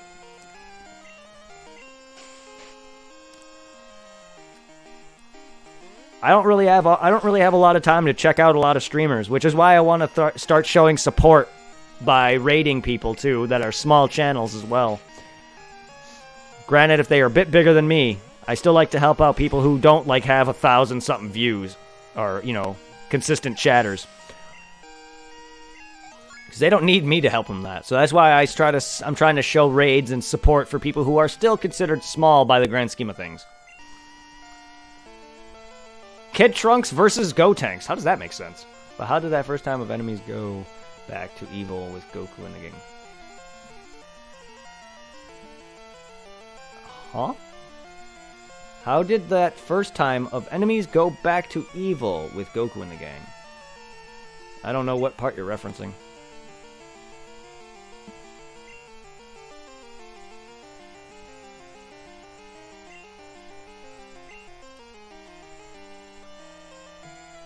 Thank you for the follow. Ah, thank you, Jared, for showing him some love. I remember Emperor Pilaf. Oh, you mean a GT where Pilaf wishes Goku to be a kid? Is that what you're referencing? Yeah, I don't know what that was about. Or are you talking about Super version of Pilaf and them? Yeah, I don't know what that whole bit was in the beginning of GT was. I think they just wanted to... I think what Toei was trying to do was trying to bring GT back into... they were trying to bring back the comedy and love that Dragon Ball was. So they brought Goku back to a kid. I think they tried to make Dragon Ball GT kind of like a Dragon Ball thing with Goku being a kid again, but they failed miserably with it. And unfortunately, it's just its idea was good in their brain, but failed, and it failed miserably when it came to the show.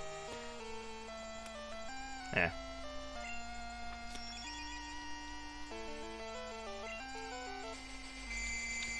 But the whole Pilaf thing doesn't also make sense either. It's like, why are they still around? Two, why do they care about Goku to this point? Like, I never understood that. Oh, hello. I better switch you out. But yes. I appreciate you sending some love his way. Mega Oreo is amazing. Feel free to check out his channel. He is an awesome dude. Very goofy man, and we need more streamers like that. Unfortunately, at times I can be very serious, which tends to scare away some people sometimes, because I can, unfortunately, I am who I am as a person. I can be very down a lot of the times, and it's hard for me to sit there and pretend, so unfortunately a lot of people get scared off, but we need more goofy people around. All the love, you guys. Yes, all the love indeed. You're an amazing guy, Oreo. Thank you. Thank you for the love yourself, man. Goku is the fucking dragon god, isn't that weird? So Super Saiyan 4 actually more powerful than Ultra... Yes, technically speaking, yes.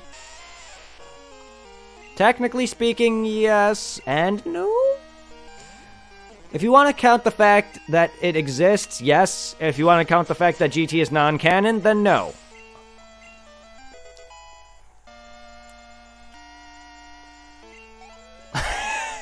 Perfect Cell is dead and shall never return.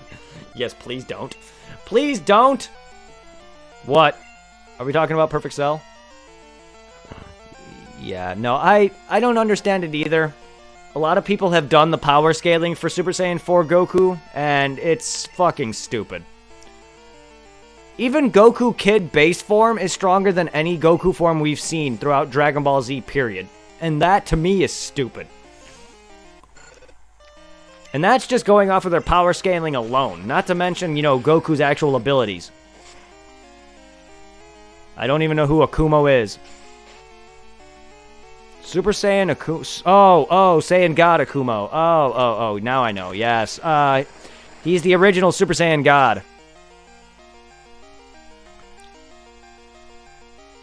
I forgot that he was a thing because they never mentioned his name in the series, but he's the original Super Saiyan God when they did the dang Super Saiyan God ritual. Yeah, I have no opinion on him because he's not a character. He's just a history. He's just a backstory. See, where's this info? I don't read the Dragon Ball Kaizenshu thing. I'm not a Dragon Ball Z celebrity like freaking like some of the people on YouTube are.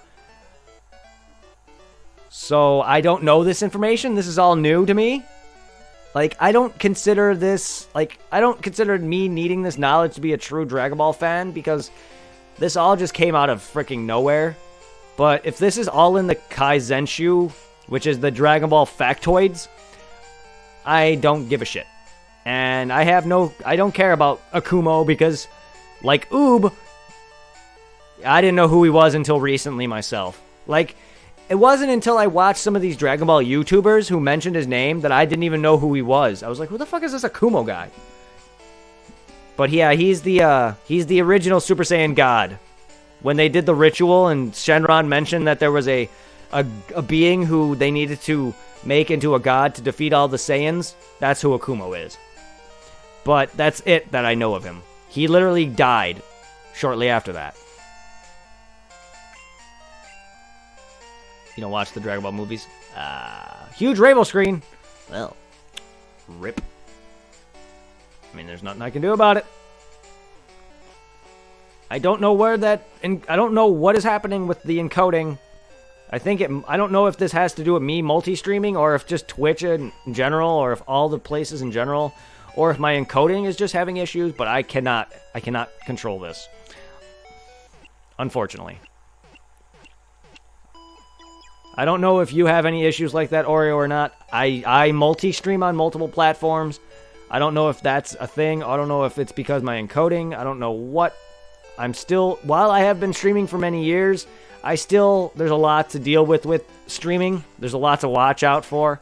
And I can't just pay attention to my own stream while focusing on my game, as well as looking up, Pokemon locations for one thing, or guides on another game, for instance.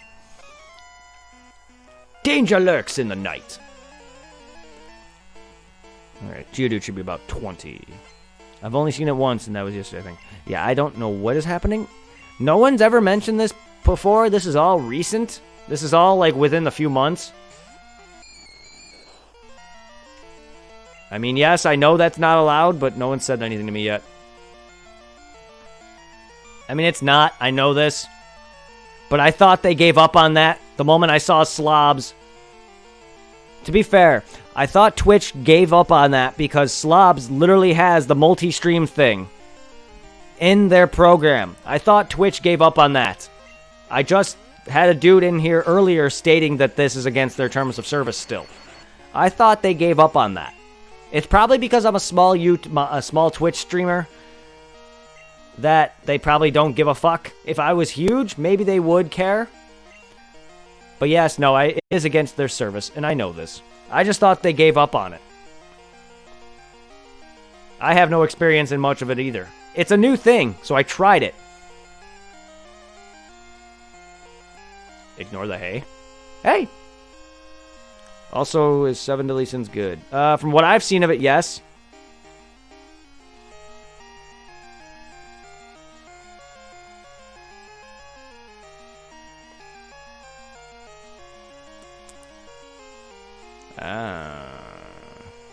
Well, I am an affiliate. I am a small streamer, but I am also an affiliate. I don't know what'll happen once I become a partner. I have not watched past the first season. I hear it falls off around, I think, season 2 or 3. I hear a lot of people mentioning the newest season is trash. But someone has to report you, and I don't care. Okay. Well, I mean, if they do, fine. If someone wants to be an asshole, fine. But right now, and plus, I do have a YouTube channel that I used to do things with. It's nice to reconnect with some old YouTube fans, which I probably have. And a lot of and I've started to grow on Facebook too, and Mixer, so it's nice to gain some popularity on other things. But it's dumb that it's against their service in general.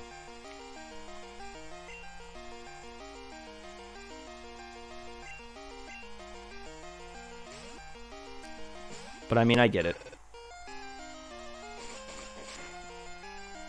I don't know, that dude did say he opened a ticket with Twitch. I don't know if that's him reporting me.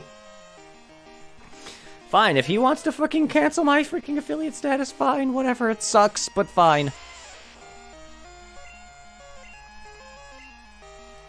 Yeah, some dude who was in here earlier, he had a message that stated, I opened a ticket with Twitch. I don't know if that's him reporting me. He seemed like he was bitching at me. To be fair, I kind of just threw it out. I kind of just ignored a lot of it. Wasn't really I didn't really kind of care to what he was saying half the time. He kind of, once he found out, he started to kind of being a bitch about it.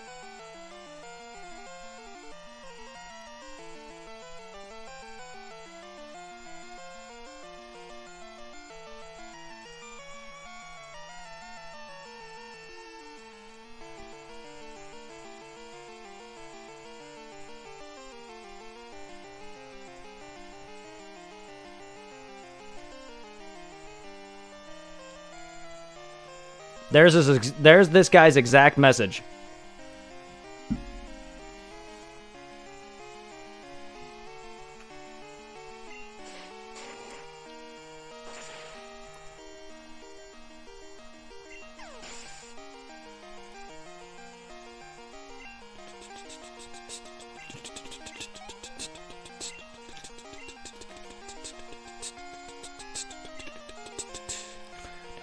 So if I lose my affiliate status, you guys will know why. Then that's fine. I mean, I'll still multi-stream on multiple platforms, and if I grow on other platforms, then I'll just probably switch to it. Oh, okay. That makes more sense now. That makes more sense now. Good. He did seem like he was kind of snappy, though.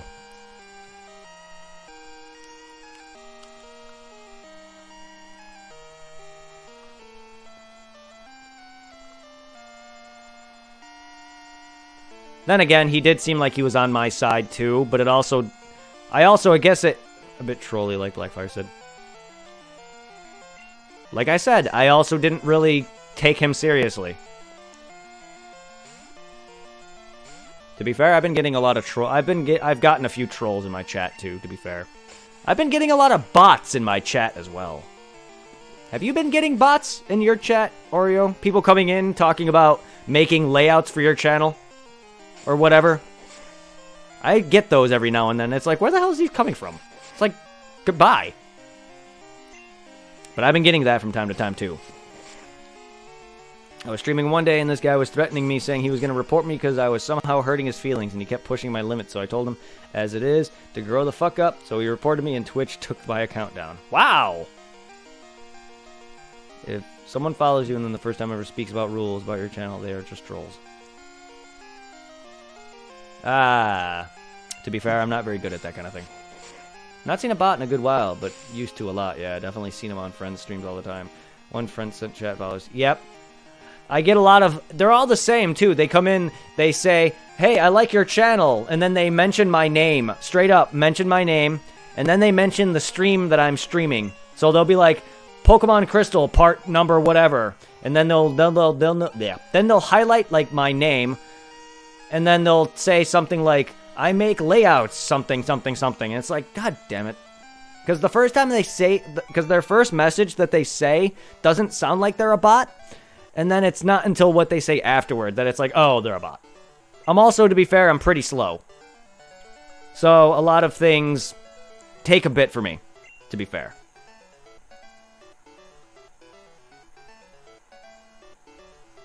His Twitch was Greninja with some numbers. I forget. Well, that's rude, though. Yeah. That's literally one of their next lines is something about buying followers and whatever. It's like, okay, nope. Block? Yeah, that's fucked up. I'm sorry, like, I get it. I get it. It's bad to be an asshole to somebody. And sometimes I feel bad whenever I literally kind of act up sometimes, but that's just how I am sometimes. Something can easily piss me off. But if someone outright just pushes your fucking buttons, the best thing to do is to give them a warning. If they keep doing it, ban them. I gave several people who've pissed me off warnings. Believe it or not, I've had a couple trolls in my chat one time literally asking me, instead of getting me to talk like a normal person like you guys are, they were literally asking me, what's your mother's maiden name? What is your personal info? How about tell me your life story? It's like, guys, this is not how you get someone to chat. This is how you piss people off. Like, you guys are talking to me, and I'm responding just fine. I mean, I get it, I was playing Phantasy Star, and I was focusing on co-op. But it's just like, okay, instead of asking for my personal information, how about you literally ask me, how's your day? Or, where do you work? Or, how do you work? Or, how long have you been streaming? What's your favorite video game? But no, what is your mother's maiden name? How old are you? Or, you know, other things like that. Instead of asking me other things that pertains to, I don't know, Phantasy Star Online. Or the guy was like, you can focus on chat. This game's not hard. It's like, it's not that it's hard. It's that it's a game. I am focusing on it. So I'm not just doing this. Oh, hey guys, how was your day? Just keep the screen on for the next 10 minutes. Yeah, I'm not gonna do that. It's hard enough for me as is to play and talk, which is why you'll see me running around like a chicken with my head cut off. Because I can multitask, but I can't multitask and play at the same... I can't multitask and talk and play at the same time. I can watch TV and play at the same time. I can listen to music and do homework at the same time. But talking and doing two things at once while talking, I cannot. It's hard enough for me to do that because I'm so focused on reading and making a conversation entertainable. I'm already not the most, like, active talker in terms of certain things. If you go back and watch a lot of my streams from probably a few years back, I'm not the most talkative person. Normally, I'm very quiet. I'm an introvert. I'm normally a quiet person in general. Yes, that's too. PSO is also an ARPG on top of that. It's not a turn-based game. I can't just sit there and focus on an action game while talking to somebody constantly. Now, if I had a co-op partner, like when I used to stream with Zero and play some of these games, it's a lot easier because I'm talking to someone in my headset without really having to pay attention to a chat. That's a lot easier.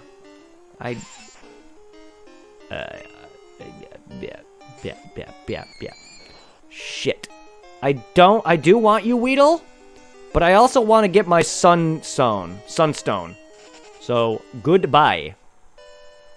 I am looking for Pinsir and or Scyther. I can always breed a Butterfree and a Beedrill. But yeah, like, my buddy Zero literally blocked them entirely from my channel. I gave them warnings. I told him to stop. And my buddy had no part of that. And he's like, fuck it. Banned them immediately. That's why I have mods. And that's why mods exist. To be fair, a good chunk of my mods are gone, but that's why I'm trying to get a few more consistent chatters in chat so I can start getting some more consistent mods again, because I've lost, not that I lost, they're still around, it's just they're busy with life. They barely can join in from time to time. Either that or they just don't really like what I stream sometimes. Or maybe I stream too much. I don't know. But a good chunk of my mods are on my Discord. It's just I don't see them all that often. They're not as active as they were once were. Supply here is probably one of my most active mod. So, oh shit, I missed this completely. So I got to the part where the MC touched the girl's boobs. Huh. Yeah, I missed that completely. Chat is moving faster than I'm used to. When I do mod, I give like 2 warnings. No, that's what I do. Unless I know the streamer and his or her wishes, I will ban with no warning. Yeah, no, that's what I do. If someone's getting on my nerves, or I will be like, hey, relax. Like, I had a dude who came in. I worked with this guy. I worked with a guy named Mike, right? He came in. He said the N-word. The GA version, variant. While that's not as bad, it's still bad. And he means homie, I get it. I don't mind him saying that to me in my personal time, in my face. But he came in and said that to me on stream. I had to sit there and say, hey, you're maybe my friend, but this is on Twitch. This is different than personally. You can call me that in my personal life. Don't say that in my stream. I wouldn't have banned him because he's a friend, but I had to give him a warning. I had to be like, hey, there's other people that watch this. Kids and people who are of different race and culture. You can't just go off and start saying these kind of things, which is why I started to nearly implement my bot to ban or to block certain text and give, like, there's the option in your bot to, you know, literally, to give out a, I don't know, timeout for certain things. And one of those words was the N-word. And I literally had to implement that into my bot. Unfortunately, that bot was starting to... And then I had another friend who was a very perverted kid who would say some things, and unfortunately my bot picked up on the word pussy. I was like, God damn it, that's not a bad thing to say. While shouldn't really be said too much in my chat, but I was like, damn it, I don't want to sit there and ban one of my actual best friends from my personal life too. Because the kid who said that word, it was me and him played a lot of Left 4 Dead, and I used to use Zoe, and there was a thing where he would say, protect the pussy. He literally did not let me die throughout that entire session when we played this. It wasn't a stream, it was back when we played together, back when I lived in Illinois. He literally did not let me die. We were playing on Expert, by the way. So he literally stated this in chat, and my bot picked up on this and timed him out. I'm like, God damn it. Ugh. So I feel bad for shit like that. But unfortunately, I just don't need people coming in saying the N-word. Or other racial sayings and stuff like that. And again, he touches the boob. Your OC is perverted, man. Teach him some manners. To be fair, Goku used to grab people's crotch. Back when he was a kid. To be fair. He literally grabbed several men and women's crotches, thinking that they were all males. Don't neglect the butt. Never neglect the butt. I mean, he did it to Bulma, he did it to Krillin, he did it to Chi-Chi. And pretty much any other human being at the time before he realized what the difference between men and women were. Hell, he saw Bulma's vagina. Twice.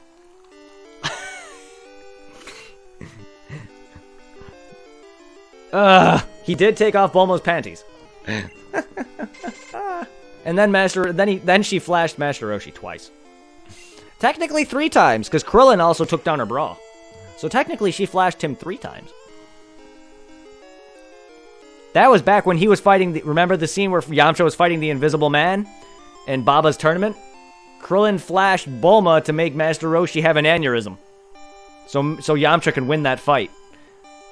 I mean, I don't know you all that well, Jared. I mean, we're friends, yes, but I don't know if we can be considered best friends. I mean, you're an awesome dude, but I don't know you on that level.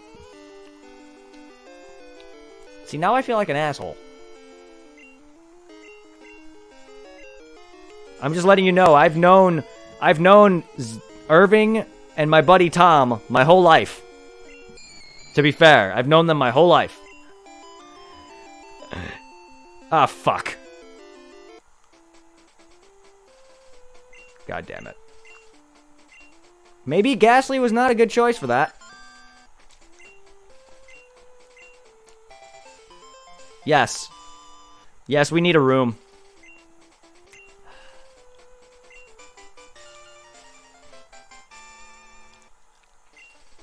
God damn it. I forgot that Ghastly is really not all that good. Ugh. He's not good until Gengar at the very least. Or maybe Haunter. Escanor. Nice. That's alright. You just called me your uncle? Gengar is amazing, yeah. I don't really know how good Haunter is. I know he's good too, just Ghastly is trash. He does not learn any other move besides ghost moves, and...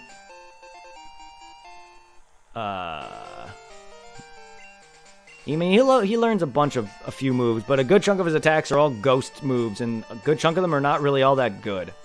He does not get anything, he does not start owning until Gengar. From what I can remember. But that's alright. I wasn't expecting to lose, to be fair. I forgot he was at the top of my party. Alright, well. Ah! 3DS, please.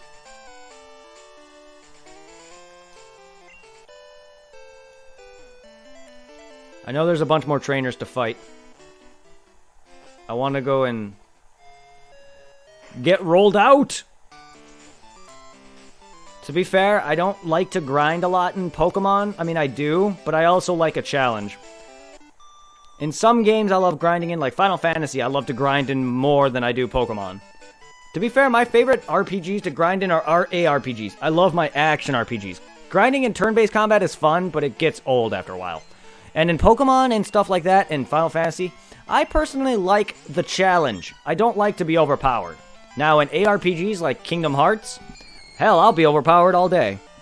That's entertainment to me. Like, Ghastly can't even hurt this poor thing. Ghastly can't even dent this. Now it looks like your characters need a room. If anyone needs a room, it's Jared's character. I did play Kingdom Hearts 3, yes. I streamed Birth by Sleep, Recoded 3, and that is it. I got to the end of Recoded, and then I was planning on... I'm eventually going to get back to Recoded. I was going to finish that up. Finish up 100%ing Birth by Sleep, move on to Dream Drop Distance, and then do Aqua's story. And then I was planning to eventually stream Kingdom Hearts 1 and Chain of Memories. Because technically I'd never streamed 1 and Chain of Memories, because that was back when I did YouTube still. So if you want to check out my franchise, I have streamed most of it. And I did stream most of 2. A good portion of 2 is actually recorded from YouTube, but then I stopped doing YouTube around that time, because that was around the time where my freaking footage would not freaking do what I want, so I couldn't edit it. It became uneditable.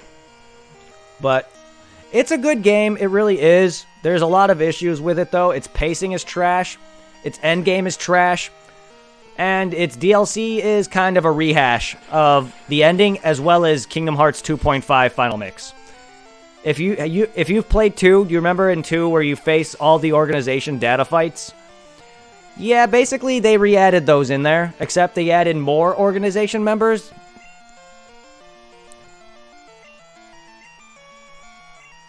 So you got stuff like Vanitas, and you got other characters that were part of the organization in 3 that weren't originally part of the organization in 2. Yes. Yes, it is. I mean, they're in it, but I don't know how much of a factor the Final Fantasy characters have, besides sending Sora to the data world. You literally go into this data world. They don't have much of a factor, to be fair, but they basically tell you to go into this data world. After you beat the ending of the game, again, they send your ass to the data world to try to figure out where the hell Sora went. Because, spoilers, basically Sora goes and redoes time to try to save Kairi. Then he disappears because of time travel. He's given an ultimatum where if he does this time travel bit, he can no longer exist in this world, which explains why he disappears at the end of the game. So they send a data version of Sora into the data world to try to figure out where the fuck he is. That's their involvement. That is literally it. Now, I have yet to beat the data organization fights, because they are fucking hard. I've beaten one. One data fight. Almost 2. And they are fucking hard. So I don't know their involvement. Yeah, Seven Deadly Sins was amazing from what I've seen of it. I love the giant girl. She's my favorite character.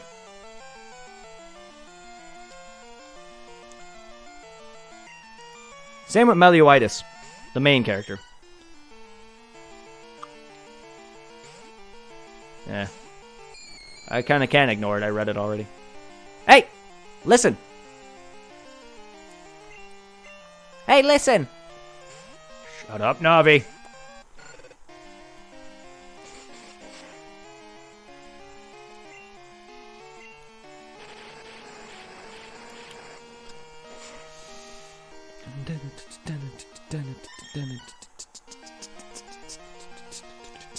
Ah, the days of Meowth before he became an Alolan piece of weirdo. Still don't. I used him on my team, but man, he was a derpy little thing. I don't get why they're doing certain forms of old Pokemon. It's kind of getting old. But hey, listen.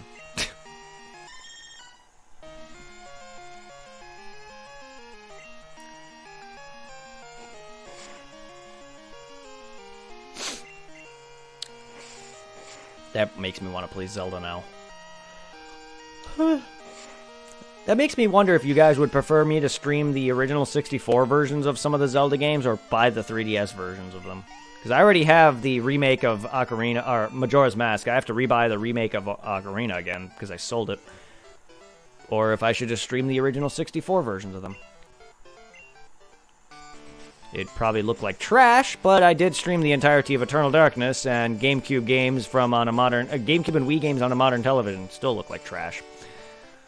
But I mean, I can stream the original 64. It's doable. Which I will not be able to stream emulated versions of it because emulator for 64 is ass. Which is sad. Cotton actually talks to you just for fun. Hell yeah, it would be. That'd be amazing. They should not have had him be a Pokemon in the games. They should have just had him actually walk around with them. And talk. But no, they just made him into an actual, you know, Pokemon that you fight. I mean, it makes sense. He's still a Pokemon, but he doesn't actually battle in the series at all. Which they actually had.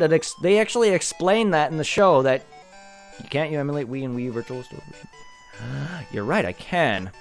Unfortunately, I think I don't have them anymore. I did have them at one point, but I think I lost that when my Wii... Because originally my modded Wii somehow unmodded itself, or at least I lost my hard drive with all my modded info on it, so I had to re-get all the modifications back onto it. In order to do that, I had to reformat my hard drive. And I think I lost all that. Am I able to still buy virtual stuff on the Wii at all? Or is that down now? Because if that's the case, then I can buy them. Yeah, see, yeah. Good memory on that. Yes, they explained this in the anime. Which would have been great if they did that in the game.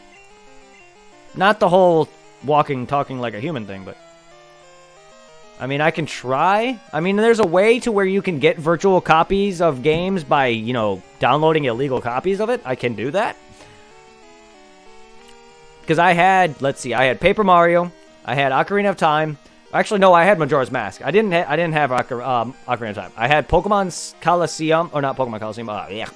Pokemon Puzzle League, and I think Pokemon Snap on the Virtual Console at one point. All of which were bought. I mean, yeah, but 64 emulator is trash, though. I never could figure out how to fix that. Like, the start menu looks like a freaking... looks like a freaking no signal on a TV where it's all fuzzy. No, it doesn't work for me.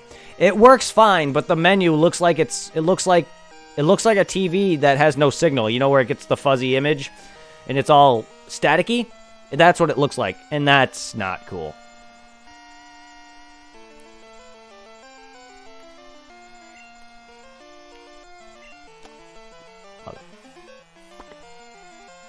You don't see that? How? Every emulator I've downloaded has always had that. I've never had a good working 64 emulator. How? I've looked up mad videos on trying to figure out how to fix this, and no one's helped.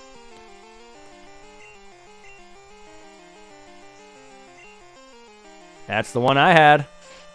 They've never worked for me. It always gives me that menu error. The game works fine, but the menu always looks like shit.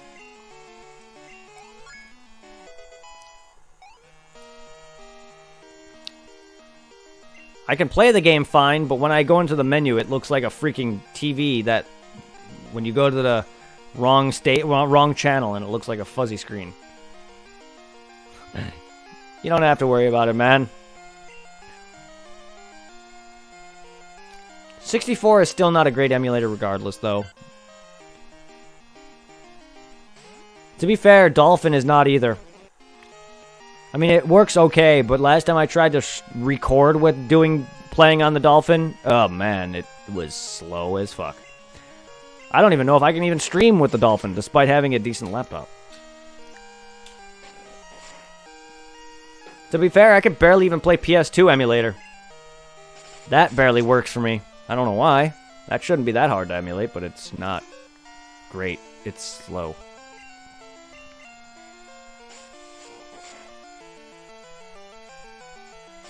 Is that good or bad? You see a white window interface. Is that good or bad?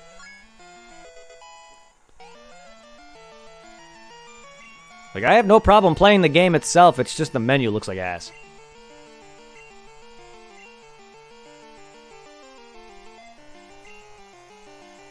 Huh.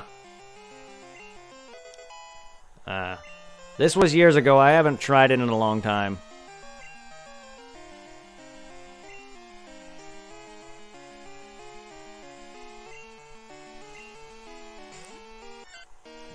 I mean, I've seen YouTube videos of people playing it just fine, but whenever I tried to do it, it never worked for me.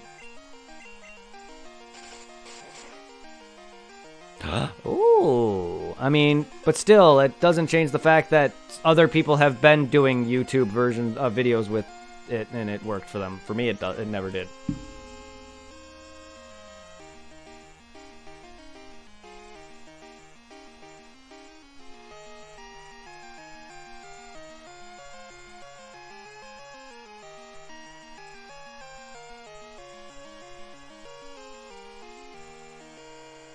Also, there's a lot of bad downloads of these emulators that have missing files.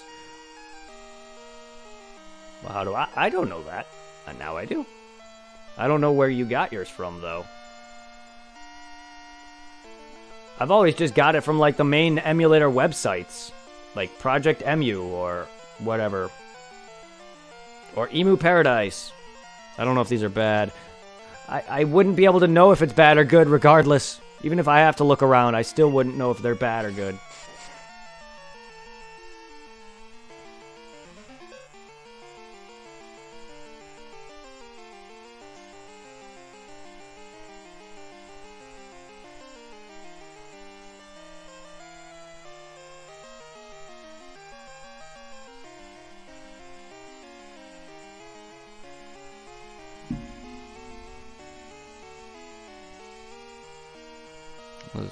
Well, if you see something wrong, then it's bad. Ah, makes sense. But it's every one that I've tried.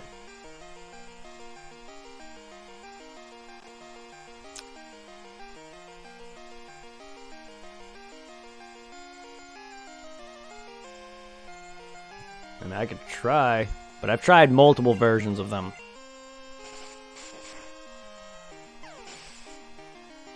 I don't either. I kind of just gave up on it. But I can try it again. No, I'm sure it works. I've seen it. I've seen it work. It's just, it didn't work for me. But we can try it. I'm gonna have to freaking look around then to get it going.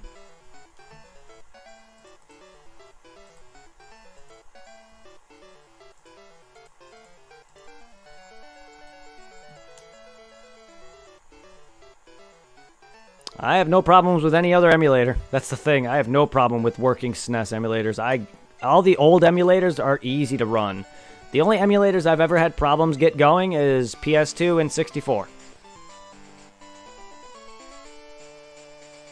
Even the Dolphin runs fine for me. I just probably can't stream while playing Dolphin, which is fine. I don't need to. I have my modded Wii.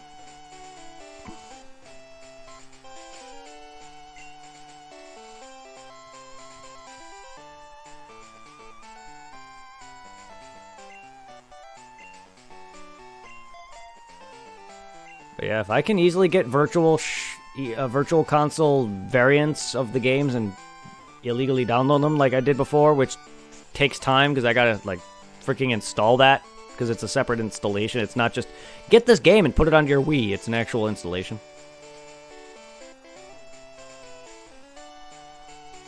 Which, if not careful, probably can brick your shit. Which, I'm lucky I've never bricked any of my shit yet. And I've modded my Wii twice. Because for some reason I lost the original hard drive that my modded games are on. Or all the modded files are on, and all the different programs needed to run certain things. For some reason all that was gone, and I had the freaking hard drive sitting in my drawer. I just don't know where all the files went, so I had to reformat everything to get it back.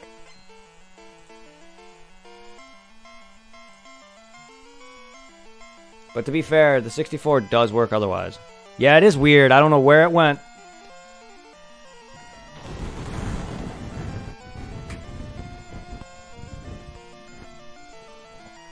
I'm not either. There, that's my Wii. That's my modded Wii and GameCube library. Hey, I looked up videos on how to do this. Otherwise, I would have bricked the shit out of it. But that's my modded Wii and GameCube library. And guess what's connected to it? An Xbox 360 transfer cable. Yes. It's a transfer cable to transfer your files to a different Xbox 360 hard drive, because I actually had to replace my Xbox 360's hard drive because it was too small. I got a bigger one. And conveniently enough, that connects to that. Because there's no way in hell a SD card would freaking work. Unless I get a huge-ass SD card. And fuck that. And that's how I played Eternal Darkness. And Luigi's Mansion. And my Let's Play on PSO. On YouTube. Among other things. There's plenty of games on there that I have on there, and then probably then some. The cool thing about your soft modded Wii is also if you have physical GameCube games, it allows you to burn them onto them as well. Meaning that you don't even have to illegally download games. You could just you put the disc in, and it gives you an option to burn the copy of your game on there. And it can play the game without the disc. Meaning all my GameCube games are now in the hands of my best friend. So, I was able to, unfortunately with my modded my new modded Wii, I unfortunately lost all that, so I had to download all the files illegally. But technically I own them. He just has them. But yeah, that's the cool thing about that.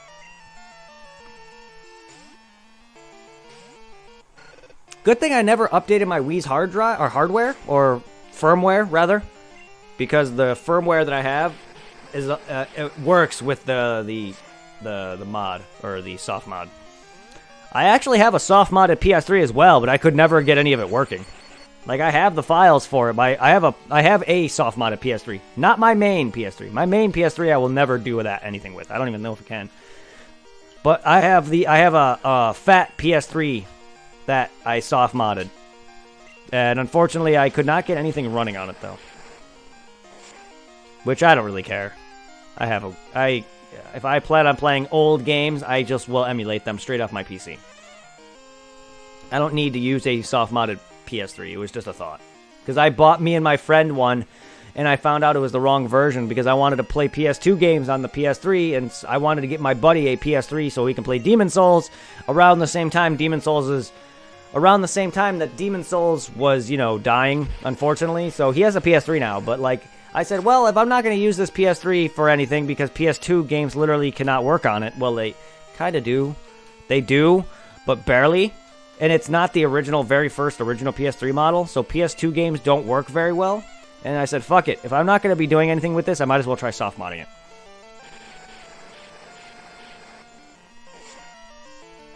And I did. It has it. It's all soft modded and everything. It's just nothing would work for me. I couldn't get any games going. For doing old games with emulators. Yeah, that's what I do. That's what I do. I mean, that's what I've been doing with Phantasy Star, Final Fantasy. This is the only exception because I actually want to send some of these to Sword and Shield. I actually want to send some of these to Sword and Shield because I want to complete whatever Pokédex that freaking has. Even though it doesn't have everything. Curse you, Nintendo. That's the only reason why I'm playing the actual copies of these.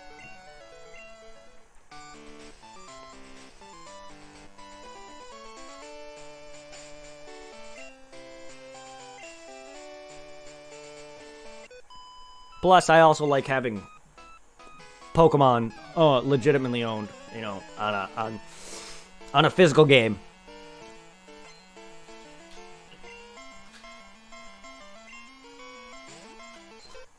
But I originally, when I did my Red playthrough on YouTube, though, that was emulated. But everything stream-wise, all physical or digital, legit owned.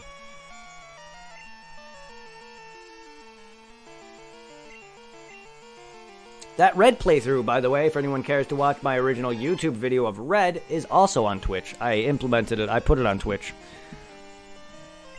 I actually put all my YouTube videos on Twitch. I just gotta freaking playlist them all. Because there was a website that allowed me to put all of your videos from YouTube to Twitch. And I did. They're on there somewhere. I just gotta playlist them. That's too many videos. Unfortunately, I got very lazy. And there's a lot of current Twitch videos I got to sit there and put into playlists, but unfortunately that is a pain in the ass. Doing it with YouTube is a lot easier. Because you can just click, playlist.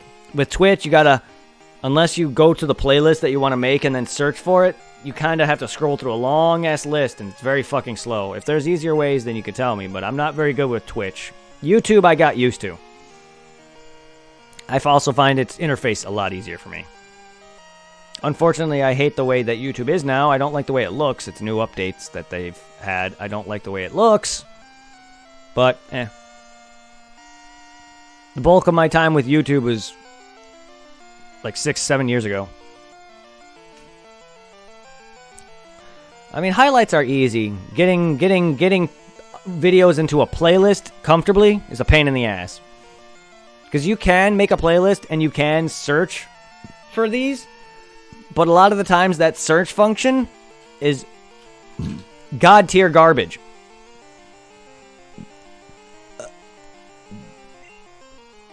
I'll look up my videos for a certain franchise and it does not bring it up. It's like, I hate you. I hate you so much.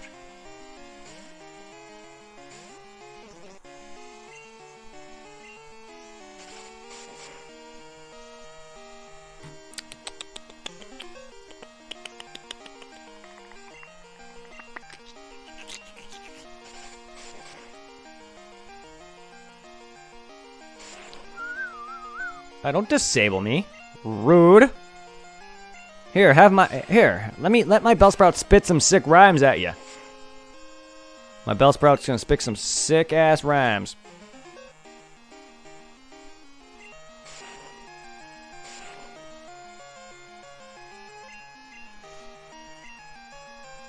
DJ Bellsprout here to stay.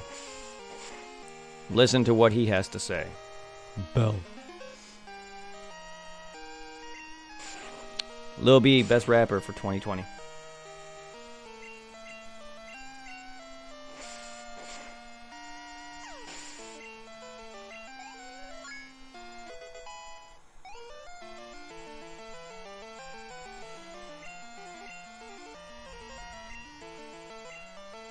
Last Bridget.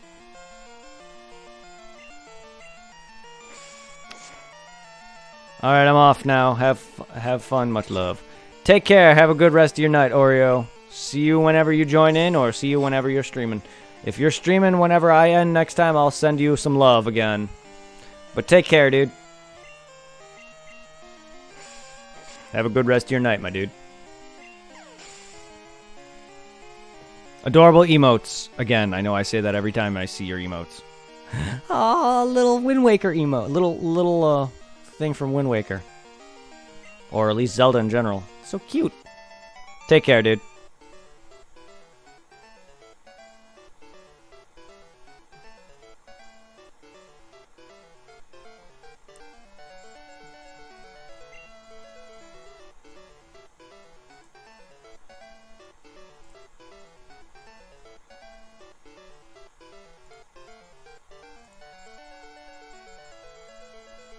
There are some goofy-ass emotes. Miscellaneous emotes, huh? Some pretty awesome-looking emotes. Right, they still have the Pokken Tournament emotes. Which that game is... That game is... But it can, I still can't, like, not hate that game, too, because Pikachu Libre. Even though that's not that game entirely, that's a thing in X and Y or whatever. But like they implemented Pikachu Libre in that fighting game, so I can't hate it.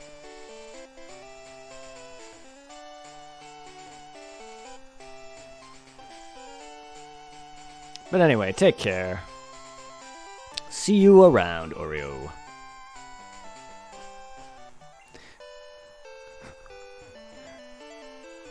Now, next time I expect to watch him, I expect a giant Oreo to be streaming now. I don't know why I didn't think about that before. Now I just half expect you to just have an overlay over yourself and you're just a giant cookie. I'm surprised I didn't think about that before. I usually make dumb jokes like that. I'm surprised I don't have people in his chat to saying, "You're not a giant Oreo, unsub." Anyway.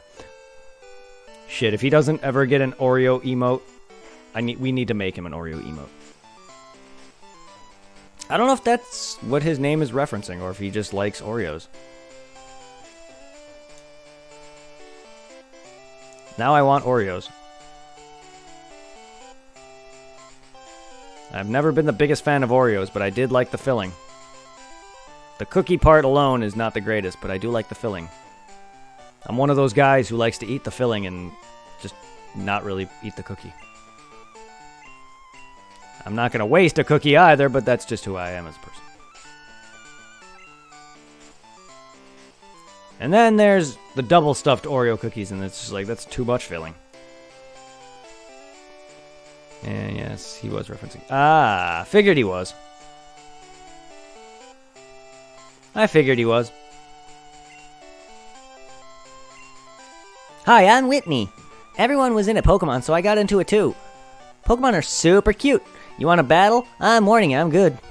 A freaking new trainer in Pokemon still kicks everyone's ass. That's the worst part about this. That and she cries after you beat her, trying to make you feel bad for the fact that she nearly wrecked your entire fucking team. When no one should have no remorse for her terrible fucking Miltank.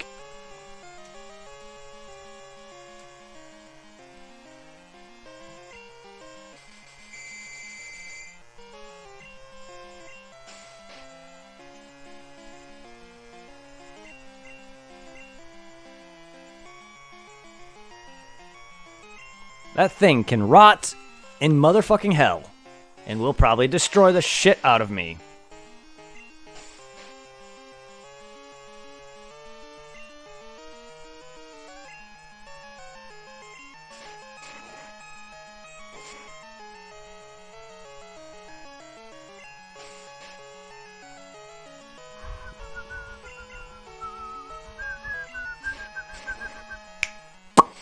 Rip. Rip Clefairy.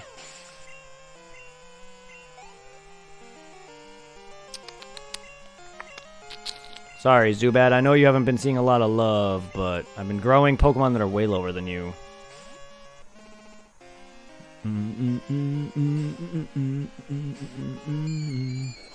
Alright, so Rollout is really the only move that I can think of that she will be able to hurt Ghastly with, and that's gonna hurt! Ow. Damn it, Ghastly! Oh god, Ghastly's dead. Ah, poo. Roll out! Oh, thank god! Go to bed!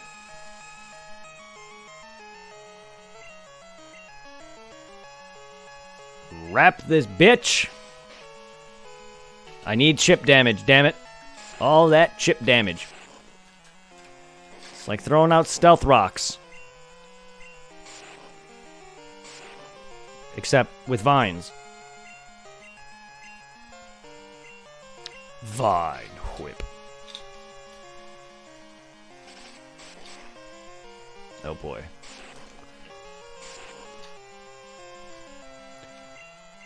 Roll out.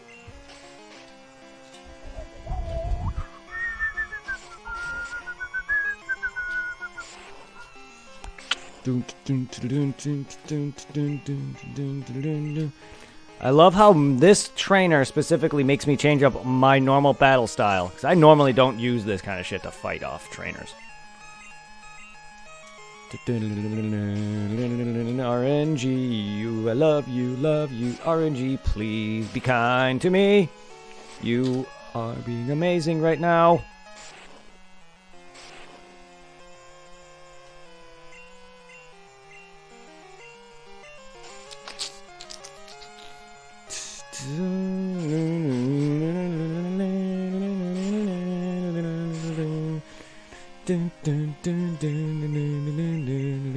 Oh, you bitch. You bitch! I knew that was coming.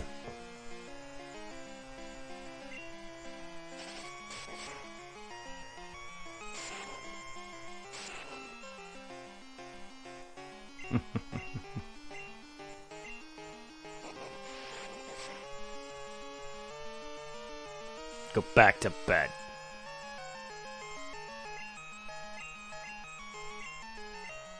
Of course you wake up as I'm about to murder you, you fucking cow. Don't make me make beef out of you.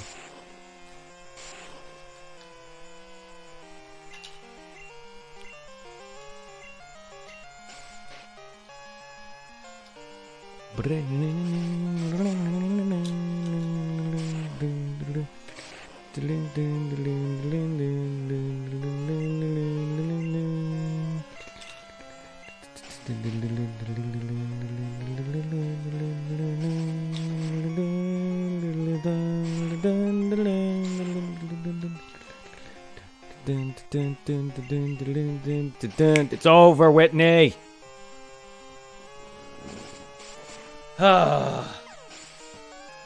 Beat that damn bitch without an effort. Without effort.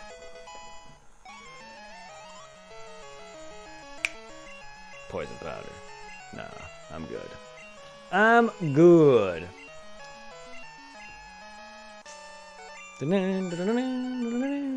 Hey, you're so mean. You shouldn't be so serious, you child, you. Ow. Wah, wah. I snivel. You meanie. Ah, well, fuck you then. Oh no, you made Whitney cry. It's okay, she'll stop soon. She's always cries when she loses. Yeah, and who's the childish one here? It's not me, that's for sure. What'd you want, a badge? Oh, right, I forgot. Here's the plain badge. And I'm the childish one here. Uh-huh. Lets your Pokemon use strength outside of battle. It always boosts your Pokemon's speed. Oh, you can have this too. Why is it that this freaking gym leader has trainers in her gym and all she does is complain when she loses? It's a track. Makes full use. Oh, I'm glad she did not use that. I did not pay attention to her Miltake's gender, but thank God did she not try to hit on my Pokemon. That's another damn thing on top of freaking rollout that pisses me off about her. I forgot about Attract in this. Jesus Christ, that could have gone way worse than it did. To be fair, I did make that look easy, but if your Pokemon are level like mine, you are gonna need shit like that, and that's also another reason why I have Bellsprout. Besides the fact that I love Victory Bell, is I planned for Whitney with him entirely based around Whitney with Bellsprout. He was going to be the only MVP of that fight. Because I knew that I was going to status the hell out of her with Sleep and Rap. For that chip damage. Ugh. Well, that was fun. I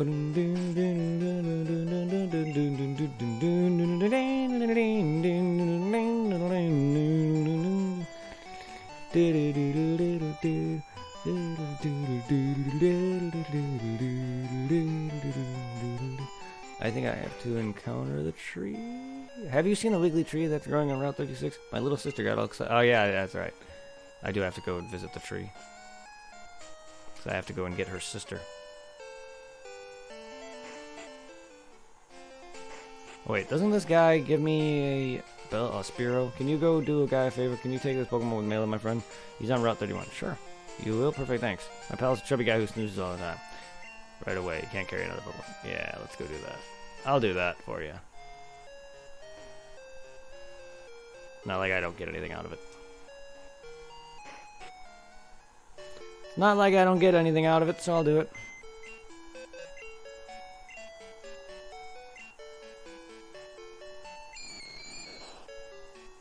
Gives me an opportunity to train up my Zubat.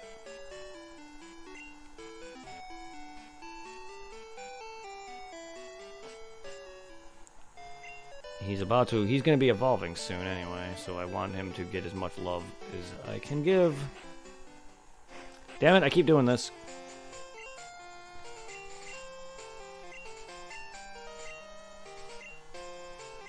Oh shit, we're already on our way to Ecruteak. I haven't really been doing a lot of catching. To be fair, there's still Pokemon I need to play during the day with. I think on the weekend I'm going to focus some daytime Pokemon Crystal, because I have not played this game during the daylight yet. Because by the time I could easily come home from work and start playing this, but I been streaming other things in the and when I get home. So yeah, so maybe it would be better to focus on the mornings of Pokemon. Now let's go battle all these fucking trainers. Boo. I thought you would let me again. That's right. No, it's only once. I'm playing with my stickers I printed from my Pokedex. Ah, Jesus, the memories of that. I got the other guy's Pokedex sticker if I win. Ah, Game Boy printer. The memories of that. I take walks in the park, but I never go into grass. The trainers always want... I should actually just buy that online if it's cheap.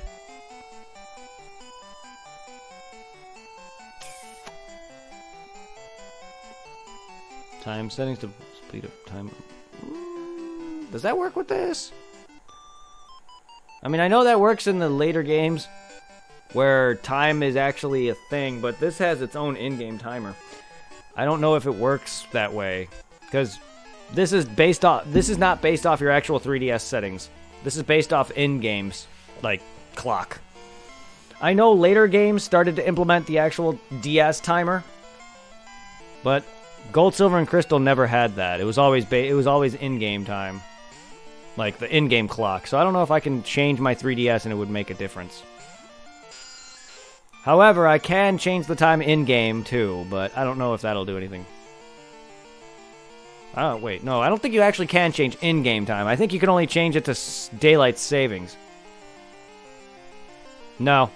Gold, Silver, and Crystal? No. I think Gold, Silver, and Crystal and Ruby and Sapphire have always been based off of, like, in-game time because they ask you to set the time. So even if you go to your mom and ask her to change to daylight savings, I don't think it would make a dang difference. I think I've actually tried that once before.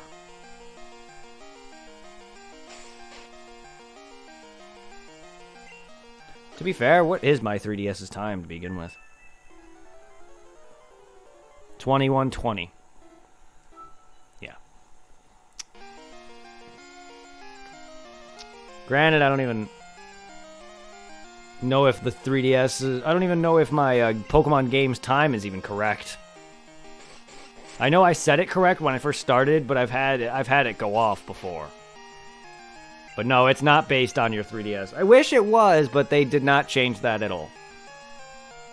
Considering in Crystal they implemented the Celebi Shrine event that used to be a thing back in Japan only, they actually gave that to us, which is nice. So they could have probably actually implemented a way to change your 3DS to be based on time, but it's not. There's one thing I'm probably not going to be able to do. I mean, I can do it on my main game, but it'd be kind of annoying. I wish I could do it with you guys, the mystery gift feature, where when you mystery gift, you get to battle an NPC version of the person you mystery gifted. Now, granted, yes, I can do that with myself, but I feel like that's pretty stupid, because then I'd be battling myself. And that doesn't make sense.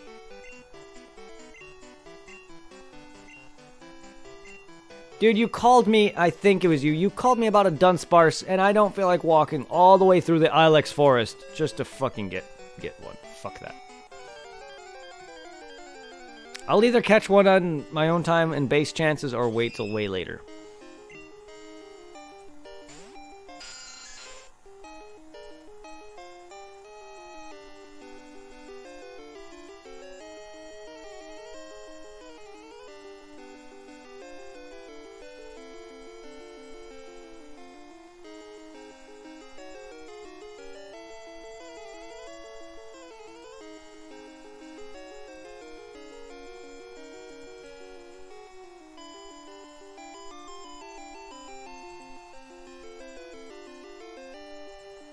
What can we get? Ah. Stop giving me Gen 4. I want Gen 2. I want to see what I can get here.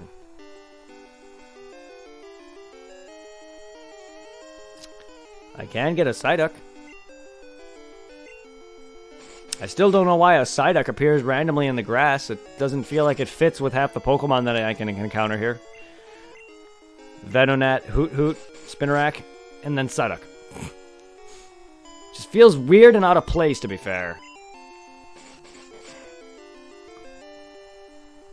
Considering half the Pokemon here you can capture are a mixture between bugs, poisons, and a flying type or two. Even then, the Pidgeys and Hoot Hoots kind of feel out of place, but Hoot Hoot is an owl, so I expect him to be in the daylight or nighttime.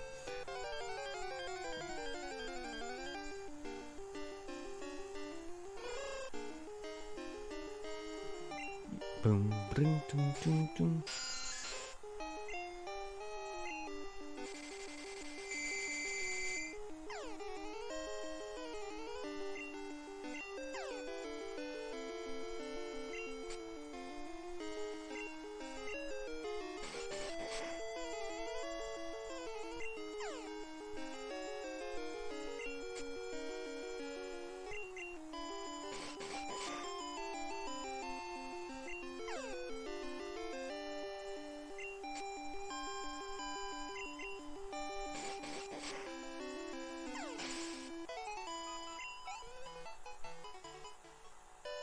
Alright guys, I'm getting tired. I'm gonna get off. I have work in the morning, but it's Friday tomorrow, so I'll be streaming for the weekend. But I'm getting tired. I want to try to get some good sleep tonight because these past couple of days I've been very exhausted from all the overtime I've been doing. It is going on 10 o'clock, which is normally earlier than I end, but I'm just getting tired. Thank you, Blackfire. Thank you, Oreo. Thank you, Jared. Everyone who is here supporting me.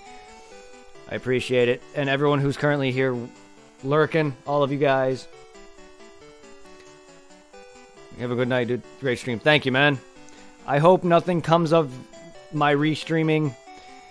If worst case scenario, things happen, I could always just start over, I guess. But I don't think it'll happen anytime soon. If anything, I could always just stop doing multi-streaming and just go on Twitch permanently. Like, I just wanted to try to get my channel out there, is all I'm saying. Like, despite doing this for many years, I'm still not a big channel as some people are. Like, yeah, there's a lot of small channels, but they get a lot more people consistently, and I still get an average of a smaller. Maybe it is because of the way I stream, but personally, I enjoy streaming multiple games a day. Like, I don't know. We'll see how things go. Like, maybe I'll just focus on one game at a time or 2 games at a time. But regardless, yeah, I know you say that and you kept telling me I'm fine. But, like, I still would get through things faster either way. I'm still doing this to get through multiple games. I'm a variety streamer. I like to show off multiple things. Maybe, you know, I just still think one game at a time or one game focus is not, like, a good way to grow. It's still weird because you would think people would get bored of watching the same damn shit. I don't know. I'm definitely a far cry what I was back when I first started Twitch streaming, so who knows? Take care, everyone. See you tomorrow at about 4 p.m. Eastern. Maybe earlier, depending on what time I get home. I actually got home earlier today, so we'll see. But expect me around 4 p.m. Eastern at the very latest. Take care, guys. Let's go and see who is streaming. Good night, indeed. Good night, indeed. Who's streaming? Oh. We have a dude playing Mega Man, but he has 1.5k follower or people watching. We have a dude streaming something with wrestling. We have Lanny Pator, guy from Team 4-Star. He's streaming Destiny. We have a guy streaming Overwatch, and Oreo is chatting. I'm not sure if that's just a video though. He's probably not actually streaming. But we can send you guys off to one of them if you want. Let's go and give some Lanny some love, because I'm a big fan of TFS. And seeing as Oreo didn't say he was streaming tonight, I'm pretty sure it's just a rerun. Either way, let's give some Lanny Pator some love. Some Destiny 2.